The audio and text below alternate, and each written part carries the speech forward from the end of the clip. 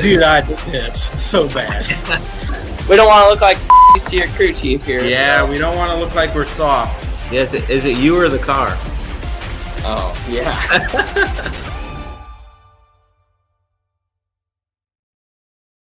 What's going on, everybody? David Gravel here. This is the Gravel Show. Appreciate you guys coming on. We have two really fun guests with Gio Scelzi and Danny Dietrich. A lot to talk about and unpack here. Obviously, two good personalities. Gio Scelzi being the youngest rookie of the year with the World of Outlaws. He's also the youngest winner in World of Outlaws history as well. And Danny Dietrich, what else could you say about him? He's a character. He's very outspoken. Has a lot of opinions, a very successful guy, won a lot of races. So really interested to see what he has to say with a little bit of liquid courage. And yeah, I just got to thank Marlowe's Metal Fabricating for all they do. I got to thank Houston Speedway, Billion Automotive, Jackson Motorplex, and go to the PRI show this year, guys. Here we go, and let's get Gio Scelzi in. Down to the bottom, held up by the slower car, Brenham Crouch. An opportunity for David Gravel on the back straightaway. Gravel to the inside in 3 and 4. David Gravel trying to steal it, but Giovanni Scelzi hangs on for his first win of the season. What's up, buddy? Gio, how are you? What's going on, man? That was a fun night. I don't know. If you, I'm doing good. Don't know if you puckered there, but it was definitely a great finish, and I thought I was gonna be able to slide you, but I wasn't actually being like real nice. I slipped up entering 3. I lost all my speed there, and you drove back around me. But yeah, that was a fun race. I love Beaver Dam. Yeah, with that late restart, I knew I was in trouble when I hung myself off too and spun all the way down the backstretch. And then I saw you. I was like, yep, I led the whole race and gave this one away on the last corner. But like you said, after I watched the video, I saw you kind of hit the slick there and lost all your speed. So it was kind of a gift.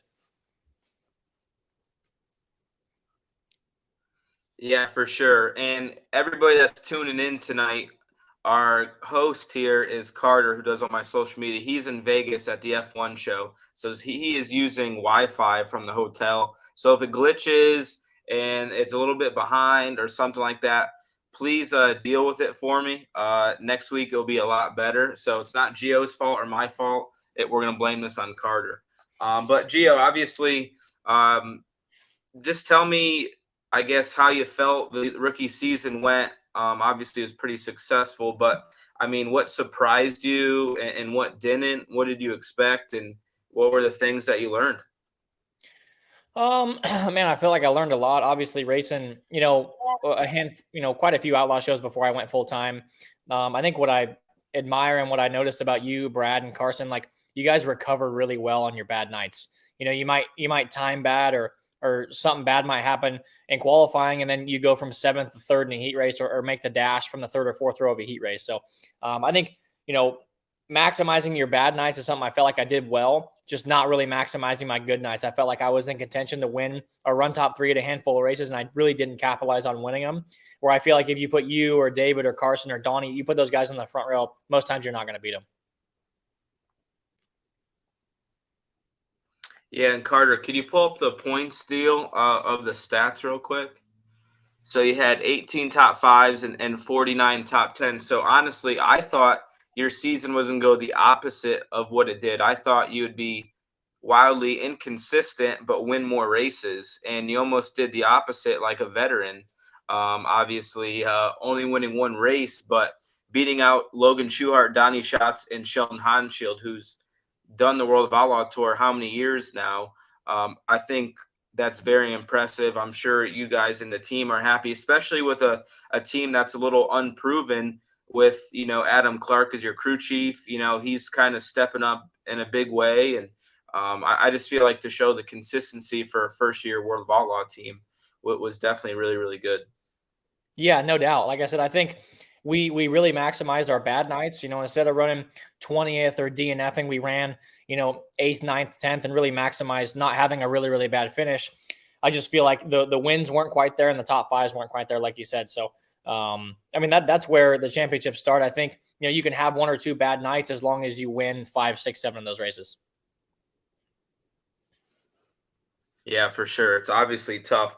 So let's I mean, I don't know, for whatever reason, we've been pretty connected. You winning your first World of Outlaw race at Williams Grove, you passed me to get that done.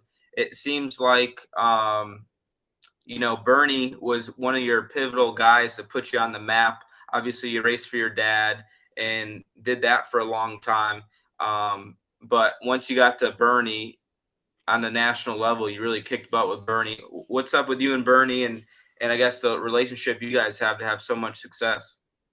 Yeah, I mean, we actually met at the PRI show, and typical Bernie fashion, I had heard kind of word on the street Bernie was looking for someone to drive, and I was looking for something out of California. And we stopped and talked for like 30 seconds at the PRI show. He was going somewhere, I was walking somewhere, and I walked by him. And I was like, "Hey, Bernie, what's up? I'm Gio." And he goes, "Hey, you want to, like, I kind of have an opening. You want to drive my car next year?" "Yep, let's do it. No worries." And that was literally all we said. And I think the next time I saw him was at his shop helping build his race car to go race. So me and Bernie are still good friends. He actually came on board with KCP in 2021. Had a great Knoxville Nationals run, had a really, really good season. But Bernie has a business. Bernie has a lot of other things going on that hinders him from focusing full time on being a crew chief, and as well as his own car too. So, I feel Bernie is and could possibly be one of the best crew chiefs out there. But like I said, he's really, I feel like with having a wife and having a business, he's really not in the position to just say, "Hey, I'm going to throw all this away and go be a crew chief on the road full time with the Outlaws." So, I wish he could have, because I think he'd be a great crew chief, better than he is now. But yeah, like I said, still great friends with him and still have a lot of fun. Yeah, I mean, guy that just pops in, has a lot of speed. One races with Shane Stewart, one races with lots of people. So I feel like he's good at what he does. I feel like this year was a little bit off. I think the new tires, the lack of racing that he's done this year, I think maybe hurt him a little bit, where we had the same tires for quite a bit of years. But it's just hard to win in general, no matter where you're at and who you're racing against. And I think it's at an all-time high for sure. So let's talk about your family a little bit. Obviously, I feel like you and Dominic are like polar opposites. He's like, not that you don't have personality, but he is like over the top personality, really funny behind the mic. He's shorter, stockier like your dad. You're tall and skinny. Like, I don't know what happened there, but a lot different. But you both could have ran, junior dragsters and probably both been in NHRA, and you guys loved the dirt stuff and ran micros and just love that Fresno area racing. I guess, you're the younger guy, but you're out on the road racing, and Dominic's the older guy, now more of a businessman, family man, and a race car driver. I guess just talk about the whole family dynamic of, just balancing that, right? Your parents, your brother, who gets the better stuff in micros, I guess all those things that, family racing deal with. Oh, definitely. I think, I was fortunate. I feel like Dominic really went through a lot of the struggles with, my dad. With him, it was, that was our first micro sprint. So Dominic kind of got, not that he got worse equipment. It was they had to learn everything and learn what cars were better, learn what motors ran better. And with the sprint car thing, it was a whole new learning curve. They went from KPC chassis to, Maxims to ARTs they moved around a lot, and engines with people. So I feel like, with my family car, he paved the way a lot to work a lot of the bugs out before I got there. And kind of, I saw the path he took and really honed in on where I felt like he went wrong a little bit. And almost got out of California. I did get out of California sooner, went on the road sooner, started racing the Midwest sooner, racing outlaw stuff, all-star stuff, and kind of racing all over. So, yeah, it's hard to balance for sure. I know Dominic, with having two kids, he loves being at home. But, he still wants to race too. So it is hard to balance. But, Danny Lasowski had a huge, role in mine and Dominic's, dirt racing career. He was good friends with my dad, still is good friends with my dad. And he actually bought our first micro sprints. So he was kind of the one pushing us towards going micro sprint racing and dirt racing. So the drag racing scene for young kids, there's really not much you can do until you're 16 years old, other than junior dragsters. So my dad's thought was, if you guys want to ride dirt bikes or sprint cars or whatever it is, you can run micro sprints and run the kids classes. And if you want to transition one day into drag racing, we could always go that route. And I love going to drag races, but I mean, you've been to them. I have no desire to sit behind the wheel of a top fuel car. I like sprint car racing. I mean, they're awesome, but I don't know if I have big enough balls or whatever it takes to race one of those things. Yeah, for sure. I mean, I'm sure your dad you guys could have built your own team and built something really cool there. But I just think the thrill of, if you're not in a sprint car for a week or two, you still get, those butterflies, and you still get awesome feeling in that car. And they're a lot of fun. It's intense racing. You just can't relax. It's so competitive and humbling. I mean, you could go on a bad streak and then start kicking ass again. But it's not easy, and I think that's why we love it so much, because there is a lot of struggle. But when you do win, it's very, very rewarding. Oh, 100%. I think I get more nervous now than I really ever have. And I think that's good. I think that means you care, and that means that you take it seriously and you want to run really good. Yeah, I know. Back at our owners meeting in Charlotte, I thought it was pretty cool that the Outlaw guys took the big money races from the high limit guys. And, we could kind of segue into that talk. You're obviously new to the national scene or racing full time with a series, and this is the first time you've ran full time with a national series. I guess if there was a perfect world, like, what would you like to change with the World of Outlaws? Like, I guess, what would you like? And obviously the pay is pretty good and the point fund is awesome. But I guess, what would you like to see maybe a little bit different or would like better? And then we'll talk about it a little bit more. Man, I don't know. Like you said, you've been out here for 10 years. A lot of guys have been out here much longer than I have. And being my first year, I'm making more money than I've ever made with the point fund on top of it and running higher paying races. So for me, it's great. I don't really have much to complain about. And especially now with high limit split and now the Outlaws up in their purses and up in their tow money and really up in their perks, it seems like a really good time to go national. And I see the frustrations as well being out there for so long, and the tow money not really changing, and the purses have increased, but with the price of things and hotels and diesel and everything skyrocketing, excuse me, it doesn't really change at the same race that the purses, change. Well, and like I said, I understand the frustration there, but it's tough. You look at Formula One or you look at these other national racing series, and it seems, I don't know, but it seems like these race teams are profitable, whether that's with sponsorship, whether it's with drivers. And it seems like, again, with sprint car racing, it's either like a Todd Coring, a guy that owns everything, owns Houston, has very successful businesses outside of racing, is what funds the race team, or a Brad Sweet where you have a huge corporate sponsor funding it. It doesn't, you look at F1, they have stuff branded. I mean, TaylorMade has golf clubs branded Red Bull Racing. So I feel like there's so much opportunity with growing the sport and with streaming now being huge. And I almost feel like the TV side of things not getting worse, but with how much the streaming side of things is growing with Dirt Vision and Flow Racing, it's opened up way more opportunities for us, or for you to even do this podcast. Like, all these opportunities are so new that were not there, 5-10 years ago. Yeah, no doubt. Obviously, I wish I was your age right now, but I feel like I'm at the prime, and we're at maybe the peak, but I think we're going to continue to rise. And I think 5 years from now is going to be even better to where we are today.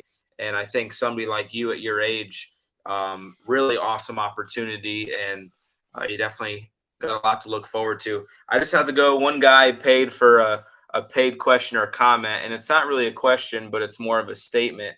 But he paid a lot of money to say it. So I'd appreciate all you guys and the show you put on. I was at the last weekend of Devil's Bowl, and we were on our feet on the last lap. So again, thank you and Gio for being legends and absolute demons on the dirt. Best racing there is. I appreciate it, man. I agree. I think we have the most exciting racing.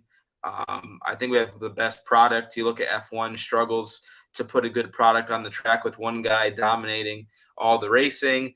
NASCAR, you could be injured for 6 months, win one race, and then you're in the chase.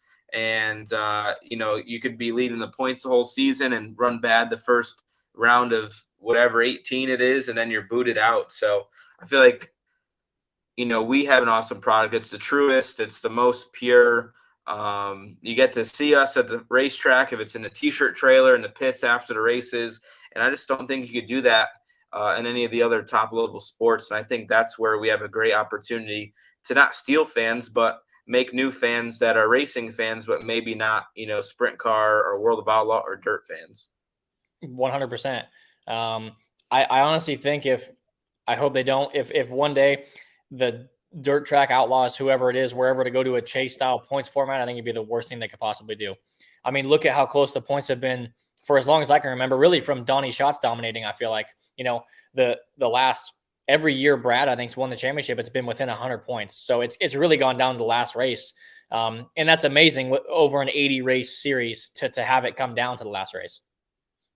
For sure. I believe when Darren Pittman won, it was within like 10 or 12 points going into Charlotte, and that was close. And obviously, Donnie had some dominating years there, and probably Steve Kinzer as well. But I feel like today, no matter what, I mean, the top three, me, Carson, and Brad, all had a lead at one point and swapped the lead several times. So I feel like it's ultra competitive, and I think it's good. I definitely don't want to see a chase.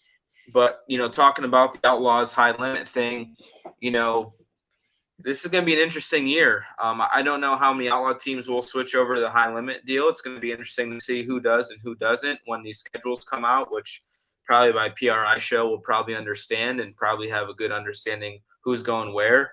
But Kyle and Brad and Flow Racing are definitely taking a big leap and trying to start something. And it's sad to see the All-Stars leave. I'm kind of torn on everything. I'm all for, raising the sport up and, Kyle and Brad trying to raise purses and putting pressure on the Outlaws to do it. So I definitely appreciate that. It's just going to be an odd year. No matter what happens, no matter who goes where, it's just going to be very, very weird. And it's going to be interesting to see where these midweek races line up with the Outlaw schedule. This past season, the midweek races lined up awesome for us about every time, but we only could run 2 of them because we went to the million. But I don't know how that's all going to work out. Like maybe our 2 or 4 freebies, it might be a little bit harder to choose those. We might have to do a little bit more traveling. So it's going to be weird for the Gold Cup not to be a World of Outlaw event. Obviously, that race is probably, somewhat important to you being from California, but it's just going to be weird to see where next year takes us. I couldn't agree more. I think, a monopoly in business is not good for anything, I don't think. But at the same time, I don't know if there's room for 2 premier national sprint car series in the United States. I felt like the dynamic, and it seemed like the last couple of years, the All-Star Series was definitely struggling to have full-time members. They'd have 10 or 12 sign on and only end up with 3 of them for whatever reason. So I feel like the Outlaws worked so well with the All-Stars being kind of an A and B tier series, having a feeder series where when you ran the All-Stars, you won a championship, then you would transition to the Outlaws. So I don't know. It's going to be interesting for sure. Like you said, the Gold Cup is really the biggest race that's coming off the Outlaw schedule, going to the high limit schedule. Skagit was always there, but it doesn't really have the history that the Gold Cup does, being the 60th or 70th or however many years they've been having it. So I don't know. It'll be weird too, not racing against Brad Sweet every weekend. I feel like obviously every Outlaw show for the past 10 years, longer than that, really, he's been in almost every show. It'd almost be like getting rid of a Donnie Schatz. So I don't know. I think the people this is going to benefit are the drivers. I don't feel like it will. Maybe it will. I personally don't feel like it'll benefit the teams as much. I feel like the 2 of us will make more money. Obviously you decide to go with the Outlaws. Whatever way guys decide to go, there's going to be less competition on either series a little bit. You getting rid of Brad for the Outlaws, that's obviously moves everybody up a position in points, which, if you look at how it goes if he leaves. So I don't know. It's going to be weird. It's going to be definitely interesting for us to be racing somewhere and watching another Premier Series on Flow or whatever it's on. So it's going to be a weird feel for sure. No doubt. So the comment section popped off a little bit, but the Chaz has a question. Do you think double points nights could mix it up? I think so. If you have a DNF on a double points night, it's like, I don't think you could really make that up. That's the negative to it. It feels like, I don't know what you think, Gio, but I think it is way easier to lose points than it is to gain points. And it's obviously the same both ways, but it seems like you have a bad night and you're like, holy shit, I just lost 30 or 40 points. And then you win one night or run second or run fourth, and the other guy runs fifth or he runs second, and you gain 4 points or you don't gain any on him. So I don't know. Like, I don't know if awarding qualifying points is good or not, or heat race points is good or not. I think it's pretty good to where it's at, just because the format helps the guys that qualify good, and you start on the pole if you quick time and you win your heat race. So I don't know. Double points would definitely mix it up and make, certain things more important. But what races would you do double points on? That's the question. And I don't think you could do double points for all of Charlotte, 3 events at the end of the year. Like, literally, you could probably move 2 or 4 positions if you had a miserable weekend at Charlotte. So I don't know. I'm not against it, but obviously there's a lot of risk and a lot of reward there. Yeah, when you say that, Chaz, I immediately think of drag racing. The U.S. Nationals and the winner, or the World Finals in Pomona, are both points and a half. So not double points, but like I said, points and a half. So championships have definitely been won and lost in the final race. And drag racing obviously is a much different format, much different points format than one we deal with. But I don't know. It's a really good question. It would definitely change the outlook going into those nights. It would be more pressure for sure, but I really think if you had 1 or 2 double points nights, as close as the points are, I don't really know if it would change the championship unless it was the last weekend, like you said, in Charlotte, where you could have 100-point swing in one feature. Because really, from winning to last is like, what, 24 positions? That's 50 points, really. So it'd be 100-point swing if you won and ran last. So, I mean, that could have changed the points championship this year. It could have changed it the last 5 years. So, I don't know. I would definitely mix things up, but then I feel like you almost get into a NASCAR thing, or you try and do these gimmicky things where you have a chase or you have a points and a half thing where, like you said, a guy is hurt X amount of races and then wins a race and gets in the chase. It wouldn't be like that with double points, but kind of the same thing. You might have a guy go from third to first in the points just because you blew an engine or something dumb happened. I also feel like, it would be tough to choose which races, because you go to a Devil's Bowl or a US 36 where, say, there's only 28 or 30 cars compared to a Charlotte where there's 60 cars. If you run last or DNF a heat race at US 36, you're going to be in the front of a B main. If you run in the back of a heat race at Charlotte and you're not a good qualifier, you're in the C main. So you go from having a possible okay night, and it depends on car counts as well. Like, look at Devil's Bowl. There was a huge crash for Brad. He got back out and ran 7th, even though you won. You're looking at it as, man, I could have gained 40 points there, but he got back out, So, or it could have been one of those nights where he crashes by himself. He has a DNF. Like, there's so many variables with dirt racing, with the work area and stuff that could go your way and could not go your way as well. Yeah, thinking about the work area stuff more, and like James McFadden from Australia kind of said to me, is they can't do anything in the work area other than change a tire. And it's more because of the safety sides of things. Like, I wrecked at Bakersfield 2 years ago, and messed up the front end. It I think broke the drag link, maybe stripped the pitman arm, and we put a new pitman arm on it, new front end, new drag link, and went out there, and the steering was like, stiff, not feeling real good. And then off of turn 2 one time, the car took a hard right because the steering stopped working, and I went directly straight in the wall, and, head-on collision, destroyed everything. If that happened at a high-speed track, I could have got seriously injured for sure. If we're at a Williams Grove, a Charlotte, a Knoxville, Eldora, a Volusia. And, that makes you think about it a little bit. Like, when you're in the car, you're just survival mode. I'm just trying to get back out on the track, salvage the best finish. You're not thinking about getting hurt. You're not thinking about anything breaking. You're just like, I got to get back out there and pass cars.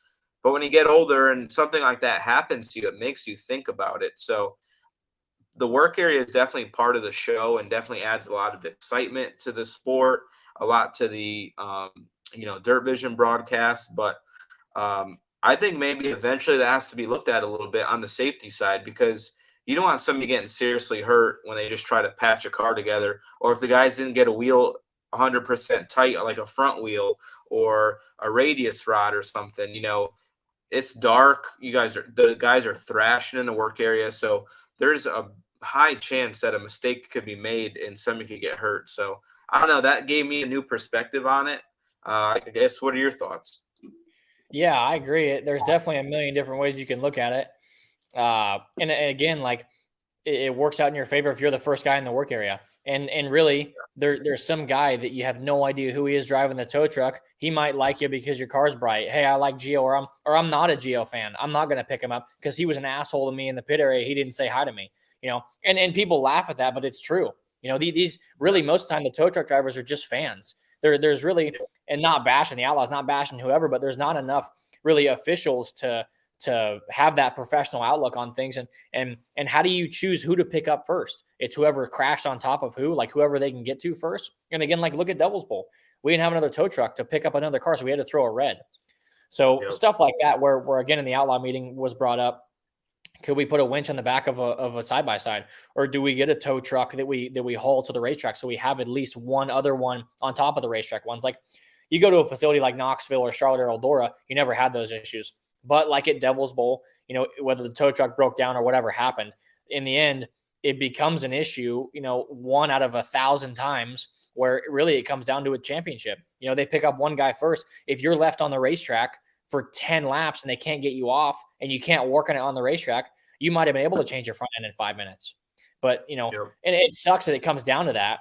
But again, that's stuff. And like you said, the safety side of things as well. You might not have something tight or might not have something the right way. And you go into turn 1 and fly off the racetrack or go head on into the fence. No doubt. So we got some more questions. We're about at the end of our journey here. So let's get to these questions and we'll get you out of here. Cool. I'm sick, kid said the same, or a question for both of us. Here's a question for you both. Do you think that high limit going national and allowing their drivers to run anywhere else, unlike the Outlaws, will it force the Outlaws to loosen up their grip on where their drivers run?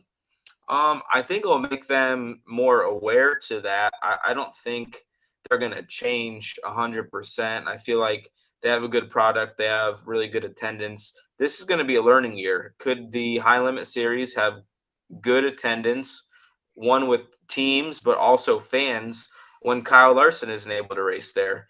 All the races this year with High Limit, Kyle Larson's been able to go to the races. So the big question is, are they going to be successful in the back gate and the front gate, or, just on flow racing? So it's going to be interesting to see. It's going to be a learning year for the Outlaws, a learning year for the High Limit Series. But what's your take?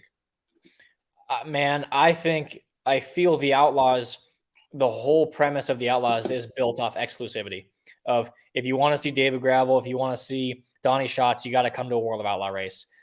I think the 4 races that they've given us these last 2 years is really fair, honestly. Coming off of 0 races for the first 40 years or whatever, how long it's been, or having that approval system that was kind of always weird. So I don't ever see it happening. I think they might eventually, they're going to have to work together if they both, continue to exist. They're going to have to realize that, hey, High Limit's a legit deal. So are the World of Outlaws. So I think, they will get more, better at working with each other. But I don't see the Outlaws loosening their grip on like I said, I think they have with the 4 races. I don't see them loosening it much more. Yeah, I just wish we were able to run the Tuscarora 50. They could have threw that at us. But other than that, I feel like I'm pretty happy right now. Anthony Flores says, in both your opinions, do you think the Outlaws should allow you guys more than 4 freebies a season, or do you think 4 is enough? Obviously, that is the $1 million question everybody wants to know. But when the point fund pays, $300,000 or $350,000, you got to respect that, and that's worth something. But we're just going to have to see how the landscape of the sport, goes. Right now, Eldora has their big events. Williams Grove has their big events. Knoxville has their big events. And Houston's have their big events. Do the High Limit Series and Flow Racing try to build their own big events here moving forward? They're going to have the events before the King's Royal, which that will be one big one. So if High Limit comes up with a race that pays $100,000 or more, that's going to put a lot of pressure on the Outlaws to let, us be able to run it, because, when you're having 6-figure plus paydays, it's really beneficial for your teams to run it and help these teams keep going. So, you see that with the added tow money that the Outlaws have done. I feel like to help, all these teams out and stay going, because everything is so damn expensive. So, yeah, I mean, I guess same thing. Gio is same deal, but what do you think? Yeah, pretty much. I mean, if they give you 4, you're going to want 5. If they give you 5, you're going to want 6. So it really sucks having the 2 days at Eldora count because, I mean, pretty much everybody's going to go because it was Outlaw shows at one time. And obviously they're on flow. I understand why they count towards our 4, but it sucks because no one isn't going to run those 2 races. I feel whether they pay 100,000 or $1 million or whatever, we're all going to be going to them. I agree. So the chat says, let's be honest, 40 points isn't close, is it? Well, 40 points isn't really close. That's 20 positions, but one DNF, again, Brad DNFing at Devil's Bowl and running 20th or running, 7th, that's 13 positions. That's 26 points there. So is 40 close? I mean, not really, but there's 3 races in Charlotte, and you could easily gain 40 points or lose 40 points at Charlotte.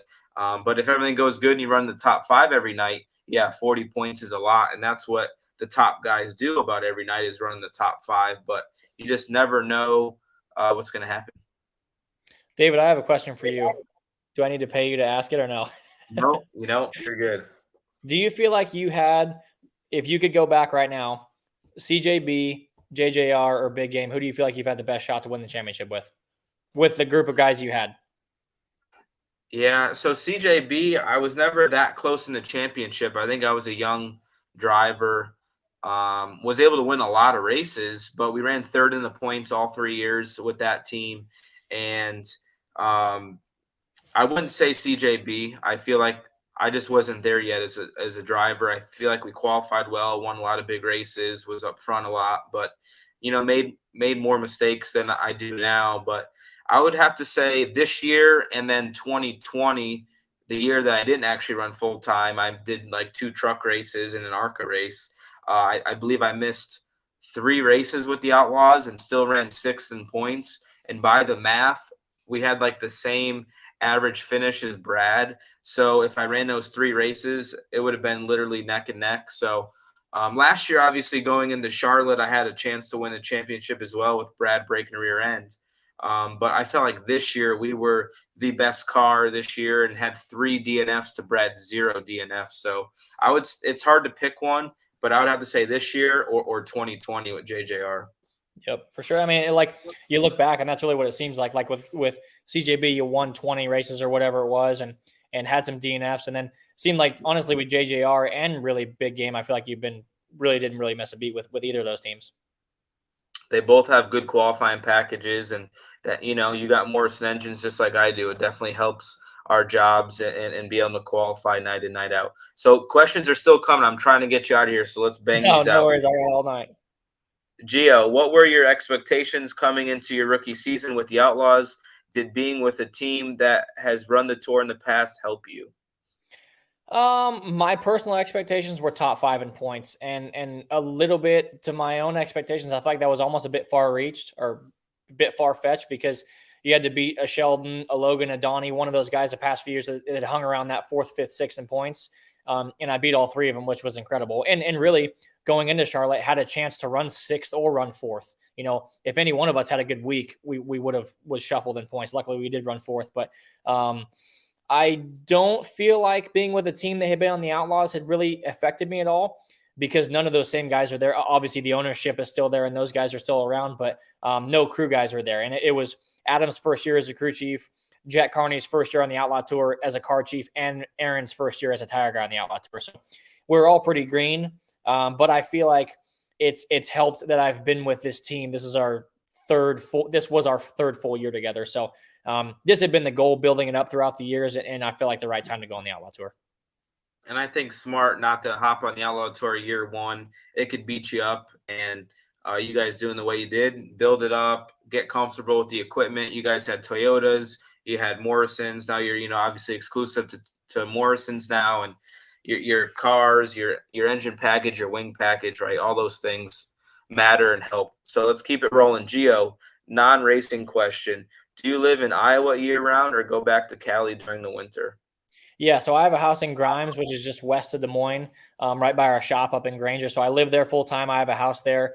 I'm going back next week to spend a little bit of winter time at home, Thanksgiving and Christmas and stuff. So I get home as much as I can, but obviously racing 80 times a year, it's tough to get home. All right, Sprint Car Hub, Australian boy here. Just want to let your viewers know to subscribe to Sprint Car Hub on YouTube to stay up to date with Australian sprint car racing during your winter. Toby Belbone with Sprint Car Hub, he does a good job. He had a booth set up at Knoxville Nationals this year, and appreciate him hopping on here. And yeah, man, you pay for a question. That's advertisement for you. And I feel like you're the leader in Australian. You're the dirt tracker of Australia, if I had to guess. And you're doing a great job. Keep it up. And yeah, thank you, man. Easy Money 580 says, David and Gio, rank your top 5 current sprint car drivers. That's tough because is Kyle Larson a sprint car driver or not? Larson, Brad, myself, Rico had an amazing season. It gets tricky there. Logan Schuchart won the million, was inconsistent this year, but when the big money was on the line, he was up front. So I'll go Larson, me, Brad, Macedo, and I'll go Logan. That's pretty good. I feel like I can't count Larson, so I'm gonna go Brad, you, Carson, Rico has to be up there, and yeah, probably Logan. I mean, it's hard to really go against that. Yeah, for sure. I mean, you're right on the cusp. It's year 1 for you, so it's only going to get better, and you'll be fine. Bobby Joe says, what is your favorite racetrack in Pennsylvania? It's tough because being a World of Outlaw driver, you don't race many tracks in Pennsylvania. You run Williams Grove, you run Lincoln only once, and then you run Port Royal twice. And then we went to BAPS this year. BAPS was fun, but right now I'll probably say Port Royal just because the amount that we race there, it's typically wide and slick, and they've been making the facility better and better every year. Yeah, I used to absolutely despise Lincoln, but I feel like it's anywhere you get going better at, you start to like it. It's probably a tie for me between Lincoln and BAPS. BAPS, I feel like for us, put on a great race and has put on great races almost all year long. Yeah, for sure. I agree. So Spike Fast got the last one. Sergio Scelzi, what is your thoughts in Jordan Willman and his impact on racing journalism and his abilities to swoon every woman he looks at, much like yourself? Do you have any idea who that is? I'm guessing Spike Fast Racing must be Jordan Willman. I'm just kidding. But I talked to Jordan actually for the very first time. I think it was last week or 2 weeks ago. Don't know him that well. Did an interview with him. I think he works for Dirt Tracker or does some work for Dirt Tracker. Yeah, I guess no comment because I don't really know the guy that well. I don't know if that's a compliment of a comment or not. Yeah, I don't know who he is. So obviously there's some context. Spike Fast is tight with the Chaz, so they got all sorts of crazy stories or conspiracies. But Yep. Maybe there's some truth to what the hell he's saying. But all right, Gio, you're on for 40 minutes roughly. We're going to have Danny Dietrich on next. Thank you for being available on a Friday night to come on this show. And good luck next year. Hopefully, obviously, you don't know what you're doing yet. I seen in your Dirt Tracker article. I'm sure you probably are leaning one way, but you want to definitely see what's out there, I'm sure. So hopefully by PRI, you know what you're doing for 2024. Yep, we will for sure. Thanks for having me on, man. I appreciate it. All right. Appreciate it, guys. Gio Scelzi, thank you. All right. So now this guy doesn't need much of an introduction because he runs his mouth plenty on social media, on Twitter, Facebook, doesn't matter what it is. We got Danny Dietrich coming up next. $25,000 in the Les Stewart Final Showdown. Danny Dietrich, your winner, and he will seal the points title at BAPS Motor Speedway. Danny Dietrich, what's going on, buddy? How you doing, buddy? I'm doing all right. I don't want to talk too much, run my mouth. No? Yeah. I'd run my mouth about my fantasy football team, but I'm about as bad as you are this year. It's not going good. I was beginner's luck and won the first season, and then the last 2 years here have been pretty miserable for me. But 25 G's at Baps. I mean, the season's pretty much over, and Baps throws a 25,000 win race.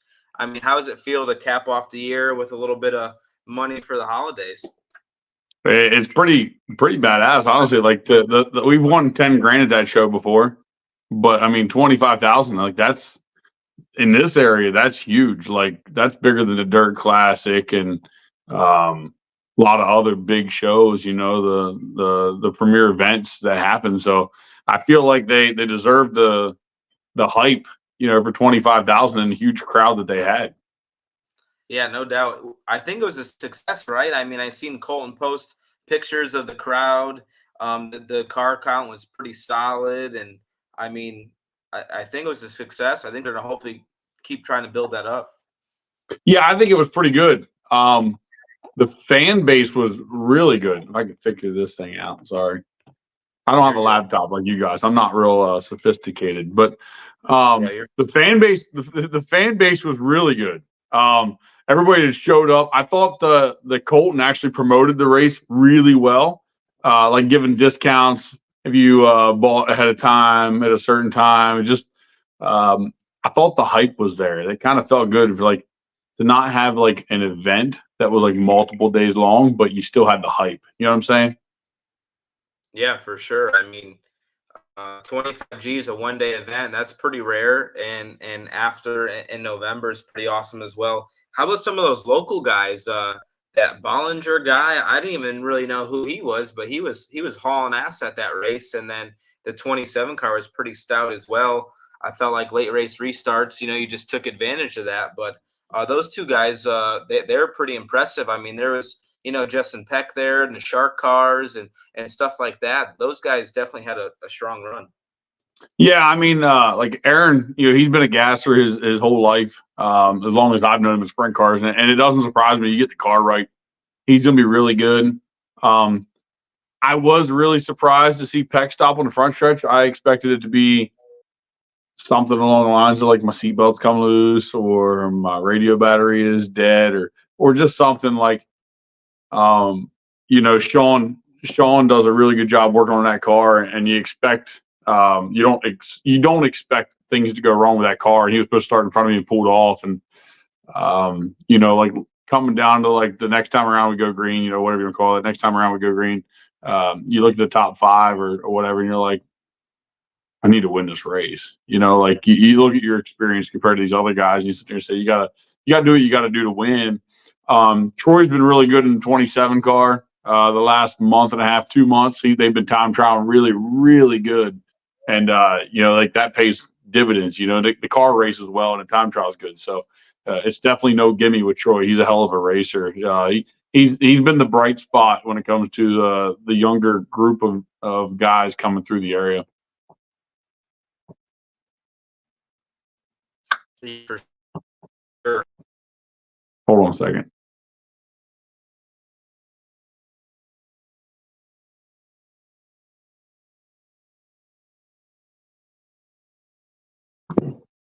Struggling with that. Is that better? You got me, buddy?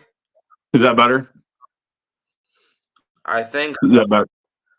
it was struggling for me too. It's all Carter's fault. He's in Vegas. My bad. Race, so his Wi-Fi is terrible. I thought I was going to be better off on the Wi-Fi. It might have been my Wi-Fi. You're good, buddy. But anyway, the 27 car's been good, man. They've been time trialing out their ass. Turned off the Wi-Fi. Yeah. 27's been good. Time trialing out their ass. Troy's a hell of a racer. It's been fun to watch and race with him. Good deal. Speaking of qualifying, I felt like this year you've raced really, really good, but I felt like struggled qualifying. And I'm sure you tried every motor combination and different bar combination. And do you think it's more connected to the tires on the struggle of qualifying, or what do you feel? Because I feel like, yeah, you've never been the best qualifier, but I feel like struggled a little bit qualifying this year more than other years. And then, I mean, you've been hard charger at a lot of Outlaw shows. It seems like you could roll the bottom at Williams Grove as good as anybody late in the features and stuff like that. But I guess, obviously, maybe if you knew, you would have fixed it. But what do you think was the deal with qualifying this year?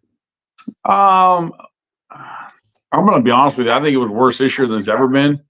We got a little more aggressive in certain areas, Yeah. and it probably hurt us more than it helped us. It's you're always trying shit. You know this, David. You're always trying so much shit to try and be faster, and we're still just a local team trying to be on the national level. Like we don't spend cuckoo dollars. We just don't. Like it's not a sorry me or sorry that. You know what I mean? It's just our racing's got to pay for the race team. Our paycheck at the end of the night needs to pay the bills, the tire bill, the engine bill, all that shit.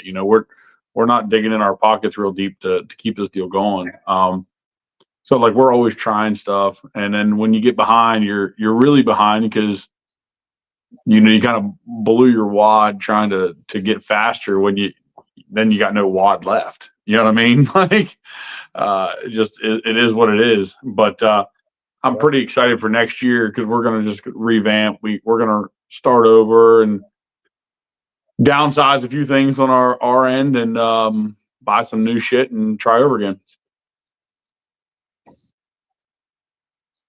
Yeah, I mean, this year with these tires, I feel like we could be more spinny than we've ever been. And obviously, your motors have to run, but there's a lot of times probably qualifying at Lincoln that you're probably spinning all the way around the racetrack. And, your motor's got to drive good and run good, and your car's got to be good. I don't think you could, carry a bad handling car in qualifying, and especially at Williams Grove and Lincoln. I feel like you pay the price, and Port Royal. If it's around the top and it's banging the boards when it's slick, you got to be committed as a driver, and your car's got to be good to make speed. Yeah, I mean, nowadays, like everybody's got a good setup around here. I feel like like we go to Lincoln and the Grove and Port and like Port, it can be dead slick around the fence, and if your motor don't run like the rest of them, you're going to be third or fourth row of an outlaw show. It's just the way it is. You still got to carry that speed through the corner. As corner is more important, than the straightaway. It's kind of like Knoxville. I've told a lot of people, not that I've had the best success at Knoxville, but one thing I've learned there is you carry more corner speed than you do straightaway speed. It's kind of ass backwards, but Port Royal is kind of the same way. If you don't carry corner speed, you don't carry straightaway speed. So your motor's still got to run. Grove, doesn't matter what you do, the motor's got to run. You definitely see it. You can hear it. You can, as well as I do. You can be in the pit area and hear people whose shit runs and whose doesn't. Yeah, I agree. Danny, I would recommend maybe going back to Wi-Fi. If your wife's watching TV, then leave that on. But if you got anything you could turn off a Wi-Fi, maybe do that. All right, hold on a second. In the meantime, we got a question. Yeah, you're fine. Do your thing. Caitlin Shaw says, completely unrelated, but David, what state do you live in? Little argument between BF and I got started. Got to settle it somehow, and this probably is the best way to do it. Not even what you guys are talking about right now, but I just got to settle this. So I'm from Watertown, Connecticut, but I live in West Palm Beach, Florida. So hopefully you picked Florida because that's where I live now. Is that any better? Bruce Schmidt, he goes, it's definitely delayed right now. Give me 2 minutes. I'm going to back out of this thing. I'll come back in. Answer your questions. All right. Sounds good. All right. So Bruce Smith says, any thoughts on Tanner Holmes? And then Danny Dietrich drinking will ask that question when it comes back. Tanner Holmes, a guy that has taken full advantage of social media. He's done the best of anybody in our sport, of growing a YouTube channel, growing social media on Facebook as well. I feel like there's a big three, and Tanner Holmes, Rico Abreu, and I feel like myself are the top three in the social media world. And it's been a great success for him. I feel like if he didn't have the social media following he did, he probably wouldn't have gotten the ride with Shark Racing when Jacob Allen wanted to take a break. So, yeah, I think he's done a great job. His first weekend with Shark Racing at was it Jackson? He did really, really good, and then from there kind of struggled. I thought the West Coast was going to go good for him because that's where he's comfortable racing, but it really didn't work out that great for him. So the World of Outlaw deal is tough, but I think he's young enough that he's going to learn, be in the sport a long time, and I see him building his own program, building his own team. I'm sure he has plenty of backers through social media and sponsors along the way. So I think he's got a bright future, and what he's doing is great. And Bruce wants to know what are you drinking, Danny? Well, I started with tequila and Sprite, and we're about out of both. So I should have taken my time and went and gotten more tequila.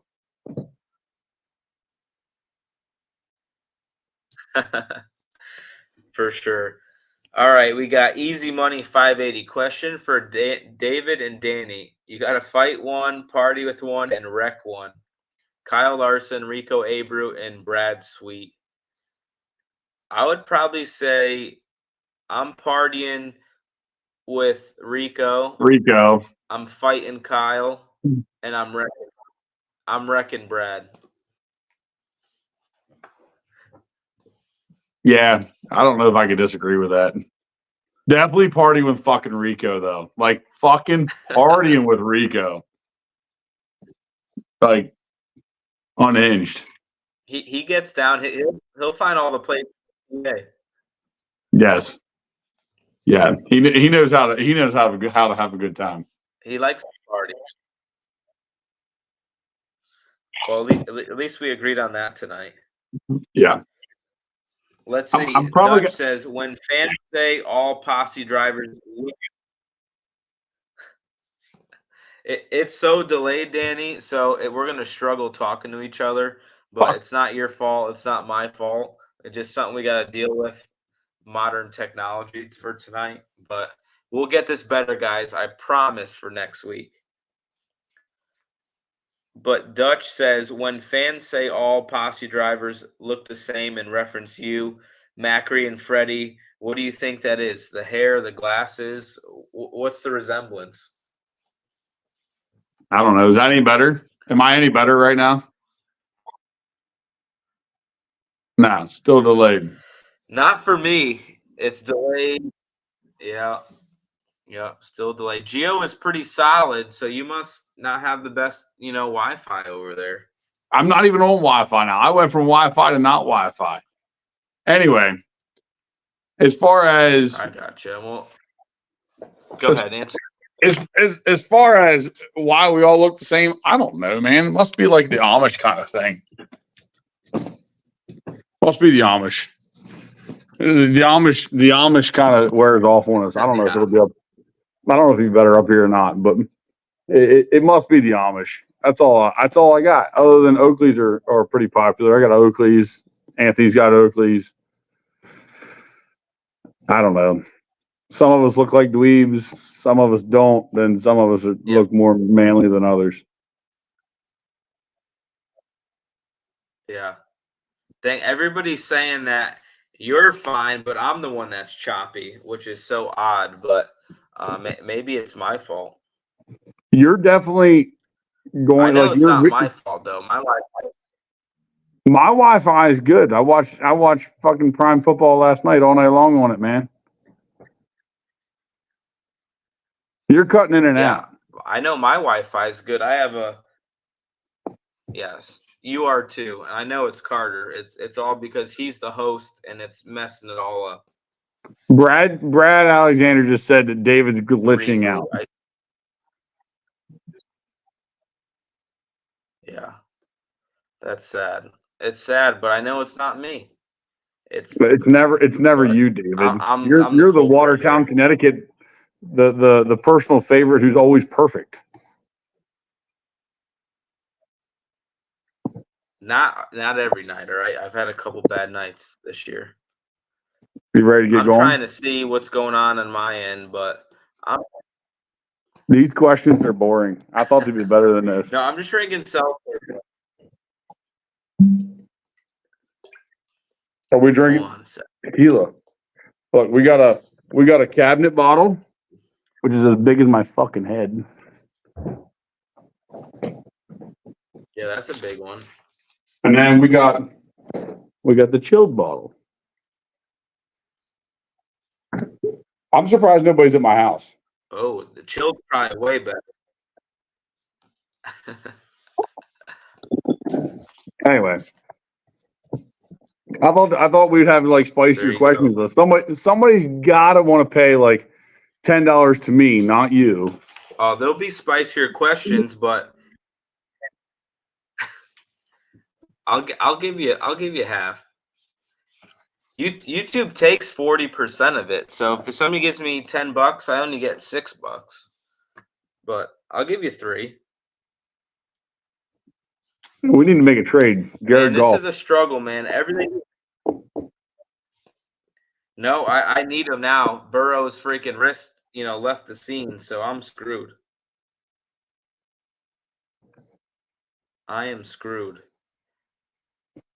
Hey, I got a question for you. I got a question for you. Yep. Going back to Gio's conversation you were having, right? And you said about if High Limit puts up 100,000, a 6-figure payday, right? And you says, Yep. well, you hope that the World of Outlaws allow you to race that or whatever. Kind of like the million. Like I go back and I couldn't agree more. Like going back to the million, Logan's season sucked other than the million. You know what I mean? Like my season sucked other than 25,000 at the last race of the year, right? So Yep. going back to that, everybody wants to be Brent Marks. Like the last 2 years, even this year. Everybody wants to be Rico, but not everybody can be Rico. Like Rico's position is pretty phenomenal. Brent's position in racing is pretty phenomenal. So say High Limit puts up $100,000 to win. Yep. I don't see how an Outlaw guy, and I've obviously gotten to know Cody and Robbie and Noah and Randy and all of that with the 20G, and obviously I know just about everybody else in the Outlaw Tour, but I got to know them really well just being in their trailer this year. But I don't know how anybody could leave the Outlaws with their point fund, their travel money, and how much they pay as a professional driver who wants to make a living, right? 10, 20,000, 100,000, 150,000, and get your tow money and your point money. You got to figure you're just going to go race that $100,000 to win show, and that's one of your 4.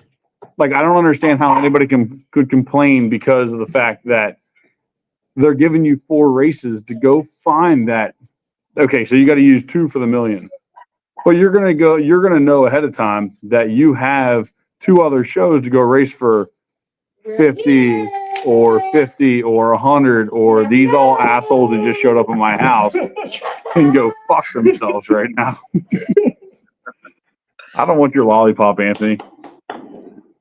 You know what I'm saying though, right?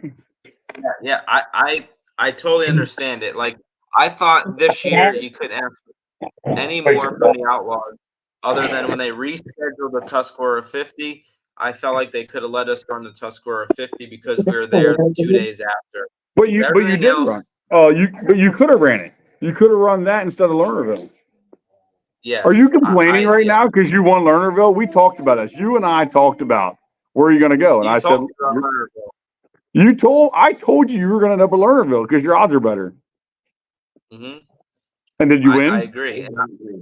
Yeah, I won. I love Lernerville. That's why I went. I felt like no matter what, I wanted to run Lernerville. But the reason why I wouldn't want to race Lernerville is because you're trying to chase a championship. So getting laps the night before, 2 points nights, was kind of the big reason why I was thinking about it. If you just pick purely racetrack, we don't get the race at Lernerville. So to me, to get the race there at one of my favorite places, I wanted that opportunity. I mean, I understand, but like, go ahead. We got questions here, and they're backing up now, so we better get to them. And this is going to be for you. If they're not good, they don't get. If they're not good, we ain't talking about it.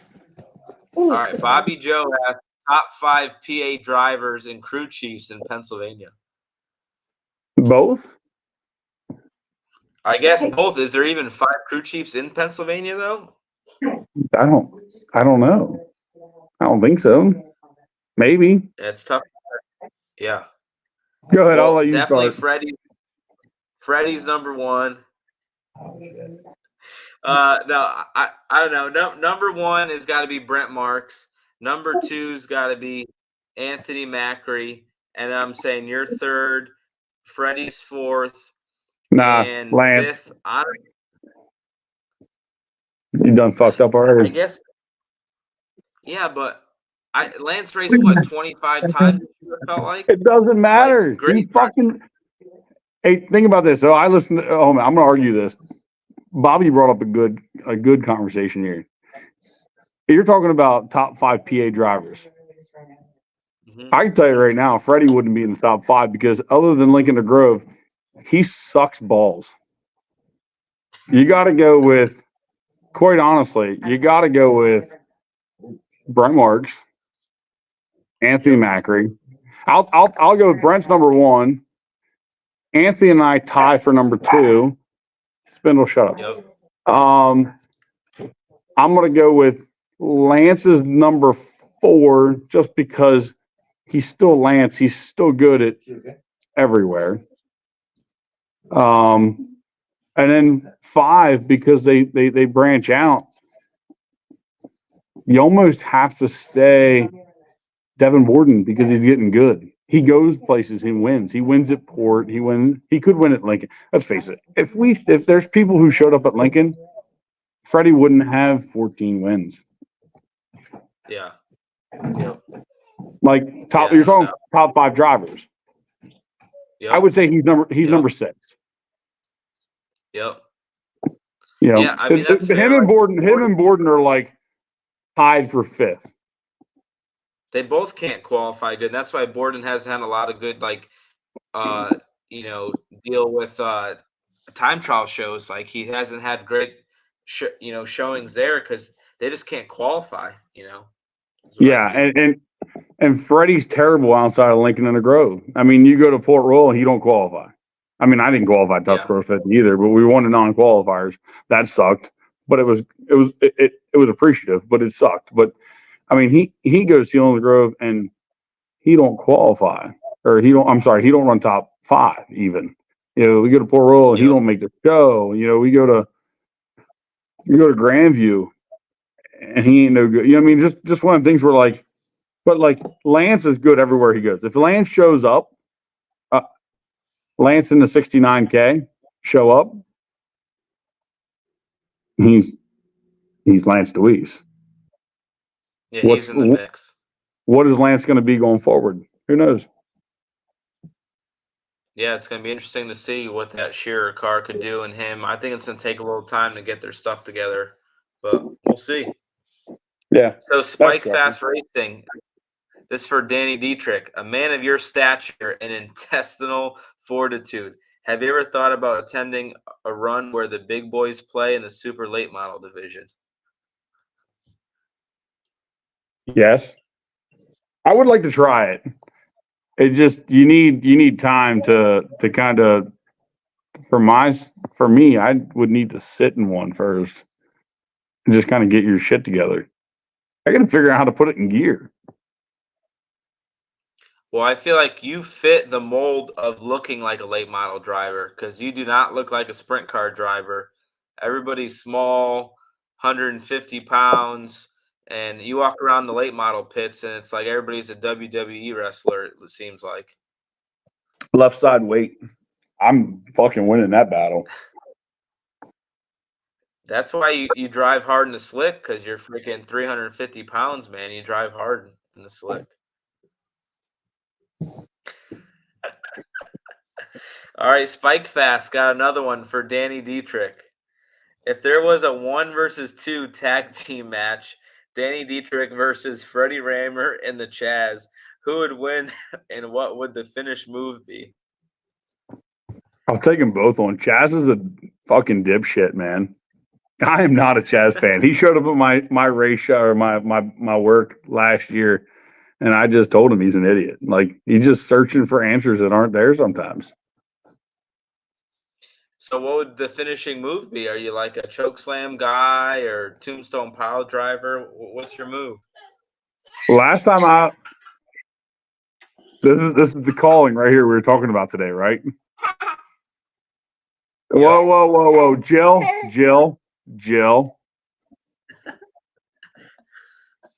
What's up? How you doing? I'm doing all right. Levi wants dad, not me. Levi was supposed to be sleeping. Like 2 hours ago. It's a So family show, Danny. it's not that family like if you invited me. So last time I was actually allowed to be in a fight, not strapped in a race car, was Tampa 2021, 2020. So probably the headlock and the beating somebody's head in. Yeah, who was that with? Who was that fight with? We're not going to get into that. It wasn't nobody in racing. It wasn't even anybody I know their names. Oh wow, we were at this is after hours. After hours. Back Yeah, when I was got friends you. with Aaron Reitzel. Back when me and Aaron Reitzel were buddies. Oh wow. So Did 19. you give him a noogie then? Nice. No, we got out of there before the cops showed up. Thank God. All right, we got another It one. was impressive. Honky Talk Rob says, "Oh, what happened there? We lost it." Damn it, Levi. Yeah, he touched it. Who's more handsome, you or Billy? He is touching literally everything. He's being fresh. Who's more handsome, you or Billy? David, when will the Billy and Diecast going to be here? Victoria shipped 60 of them out today, so hopefully they're all shipped by next week. Levi's got to go. He's got to be in bed. Jill. He's crying the whole time. I need more than $15, Danny. Oh yeah, I heard Danny. Wait, what happened? She heard it was only $15. She needs more than that. Oh, yeah. Are we still So talking who's about more handsome? I'm going Billy. Billy is more famous than Danny Dietrich in the social media world. That guy, he's killing it on YouTube. The freaking mullet is always flowing. He's driving different people's cars. He's got nickname Bad to the Bone instead of Little That's his D. nickname? That's his nickname? Well, it's better than Little D, right? Little D. Yeah, BD, bad to the bone. I agree. I agree. He's got that big ass head that makes his fucking torso look way smaller than mine. He's like the bobblehead. Yeah, well, he's got the hair to cover it up. It's gray. If you're into gray mullets. Oh, it's gray now. Who's older? He is by a lot. Oh, really? Dang. Nobody knows that. How does nobody know that? A lot of mysteries in PA. Anyway. All right, Anthony goes for Danny. Which track during PA Speed Week do you think is the most difficult to race on?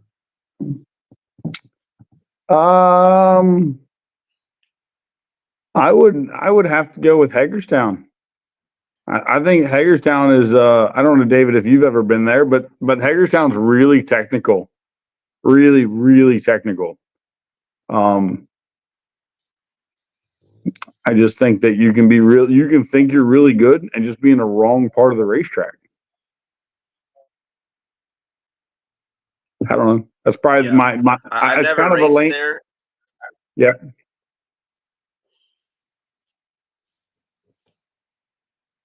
Yeah, sorry, it's going to be delayed, but I've only raced quarter midgets at the quarter midget track there, but always pretty slick. It seems like it can take rubber a decent amount, but I think the race there this year, or the track was pretty good this year. I think the track's always good there, and it has been for years. I think Hagerstown's one of the bright spots. People always bitch it's not in PA, but like Hagerstown's one of the bright spots of PHP week because I think it's just something different. Like everybody wants to bitch about we go to the same place twice, 3 times. We go to 3 places twice, but like Hagerstown's different. Like go support it because you can think you're really good, and all of a sudden you go from like 3rd to 10th, and you don't even know what to do because the track just changes and it races that well that you can kind of be all over the place. Yep. Who's doing I think shots with probably me? Grandview, it's a little bit change. Who's doing shots with me? Let's Patron, see let's people go. in the chat. Who doing Somebody chat. Who's doing shots with me? Let's do a shot. Let's do a shot right now. It's Patron or Rumplemans. I'm doing Patron. Let's see. Who do we got here? Some people. Inspiration, Dave. Networking is not your strong point. Your Wi-Fi sucks. My Wi-Fi does not suck. I'm 150 megabytes right now, so it's not my Wi-Fi. I have Carter's 5G. Wi-Fi. So don't. Yeah, I got 5G Wi-Fi. I got off that one to regular Wi-Fi, and it still sucks. I'm on the mobile network right now. It's not me. Yeah, it's not you. Dave. It's not you. It's not me. It's Carter. He's in Las Vegas during F1 weekend on hotel Wi-Fi. That's the problem. I wish I was All in right, fucking Spike Vegas Fast, right got now. a good one for you. Yeah, let's go. Me too. I agree. I'm down. All right, Danny, what is your opinion on Ginger Sweets, aka Brad Sweet, and Kyle Larson buying the All-Stars and acting like they are taking over the world and the fans buy into it when it's All-Stars with a casino theme? To be brutally honest, I don't like it. I don't like it. Like, they're not doing, in a sense, I know what they're doing. Like, you and I, David, both know that they're buying the All-Stars to gain, let's just say, a dozen shows. You know what I'm saying? But Yep. I don't like what they're doing to the region. As much as they want to put Fast in charge, I'm gonna keep it a little short, a little sweet here. I just don't like what they're doing. I have a passion for Ohio racing, just like you do. You grew up All Stars, Ohio Speed Week. That if it wasn't for the All Stars, it wasn't for Ohio Speed Week, where would you be right now? I mean, I'm not saying you wouldn't be an outlaw, but some of us rely on that, and I don't agree with them shutting it down. I think that's my biggest problem, and I don't think Fast is ready for that. I honestly, I like Aaron Fry, who runs Fast, but part of me hopes that Carlton and Brian Carter come up with something like the Gum Out series for the northeastern area to go to be in Ohio, Indiana, New York. There's even, I mean, if anybody follows late models, I'm a big late model fan. Underneath of this, I got a Huddy shirt on. But like even Kentucky, let's go to Kentucky. I'm all for it. You got a big enough weekend? There's some badass racetracks in Kentucky, but I don't see the Fast Series going there. I don't see the Fast Series going to New York or PA. I just don't do it. I like Aaron Fry. I think he's great for racing, but he's not what we need for a guy like myself and a guy like a series like what you needed back when you were growing as a race car driver. Yeah, it's obviously it's going to be an awkward year, and losing how many races do the All-Stars have in PA and New York alone? And I'm guessing a majority of them are all going to be gone, barring maybe a couple. Obviously they're going to go to Port Royal and stuff like that, but it'll be interesting. There's a huge void. I think a big opportunity for someone to have David, a regional series to be very successful. I want to stop you here. I want to stop you real quick. I know I'm a little delayed, so I just keep going here, but I have a little bit of an issue. Like they're going to go to the Weikert. I'm a big part of the Weikert, along with Todd. I shouldn't say I'm a little part of the Weikert, but I'm a big supporter with Todd. That Weikert Memorial is already made. They don't they don't need high limit. You know what I mean? High limit will help them, but the Weichert will help high limit more than the other way around. Tuscarora 50. Tuscarora 50 doesn't need high limit. You know what I'm saying? High limit needs the Weichert. High limit needs the Tuscarora 50. That's my problem. That's my problem with this whole deal. They're gonna roll in there. The high limit, and you were talking about it with Gio. The high limit format sucks. If you want to run high limit, just go run with the Outlaws. They got the same format. Heads up. Stupid. It's like, go be an outlaw. You get tow money. You get this. You get that. You get all these benefits. Yep. You know what I'm saying? So Yep. you got to do something. Yep. Like, I like Brad. I like Kyle. I like their drive for sprint car racing. But you've got to do something more than buy someone out, put on an event. You've got to change your format, change your prospect, and not forget about the little guys. Does that make sense? Yeah, I mean, I think there's going to be a huge learning year for high limit. They're going to probably find their place where they need to improve on, and they have big goals, obviously. But it's going to be a weird year, and you know, we're going to California to some degree, and they're going to California to some degree, and it's just going to be weird to see it all transpire and how it all happens. And Yeah. you know, I just hope that the overall health of sprint car racing grows, and I hope that it doesn't hurt it. But I think that no doubt in the next 2 or 3 years, there's going to be another regional series that either happens or somebody buys the All-Stars back from high limit and they have the All-Stars back again. But there's going to be so much missed racing in Indiana, Ohio, Pennsylvania, and Indiana with this change. So Couldn't agree I'm more. just very curious, you know, the next. Couldn't agree more. It's a Big 10-4. All right, so let's keep it rolling. David, if you finally get a championship now that Sweet is gone, will you upgrade from your McDonald's Wi-Fi?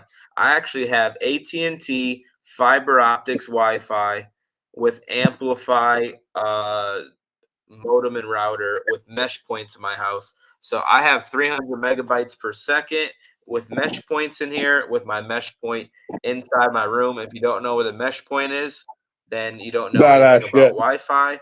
But I have good Wi-Fi, so it is not my fault. I put the money into my Wi-Fi. So Rida, I know you're probably a fake. This is a fake account, but I got good Wi-Fi. Nick G, he says, who could drink more, DD or Bloomer, and which one of them can drink more than Sweet? I would say both of them could probably drink more than Sweet, although Sweet does drink a lot. But I don't know how much Bloomer could drink. I've never been around him when he's drinking. Me neither.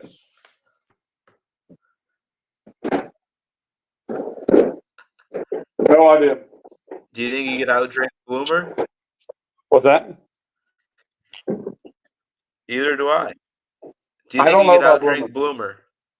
I don't think so. Nope. He can definitely out-party me. Like, I can't party with him. Yo. Yeah, it's probably a good idea. So, hey, Danny Dietrich, Todd Queering's got a question for you. Oh, no. It says, Danny, since PA Speedway isn't racing on Huset's High Bank week, I know we have a fence and a small track, but will you be there? I'm pretty good on the fucking the fences and the small track. I don't know. I don't know. Danny, it's just, when is it?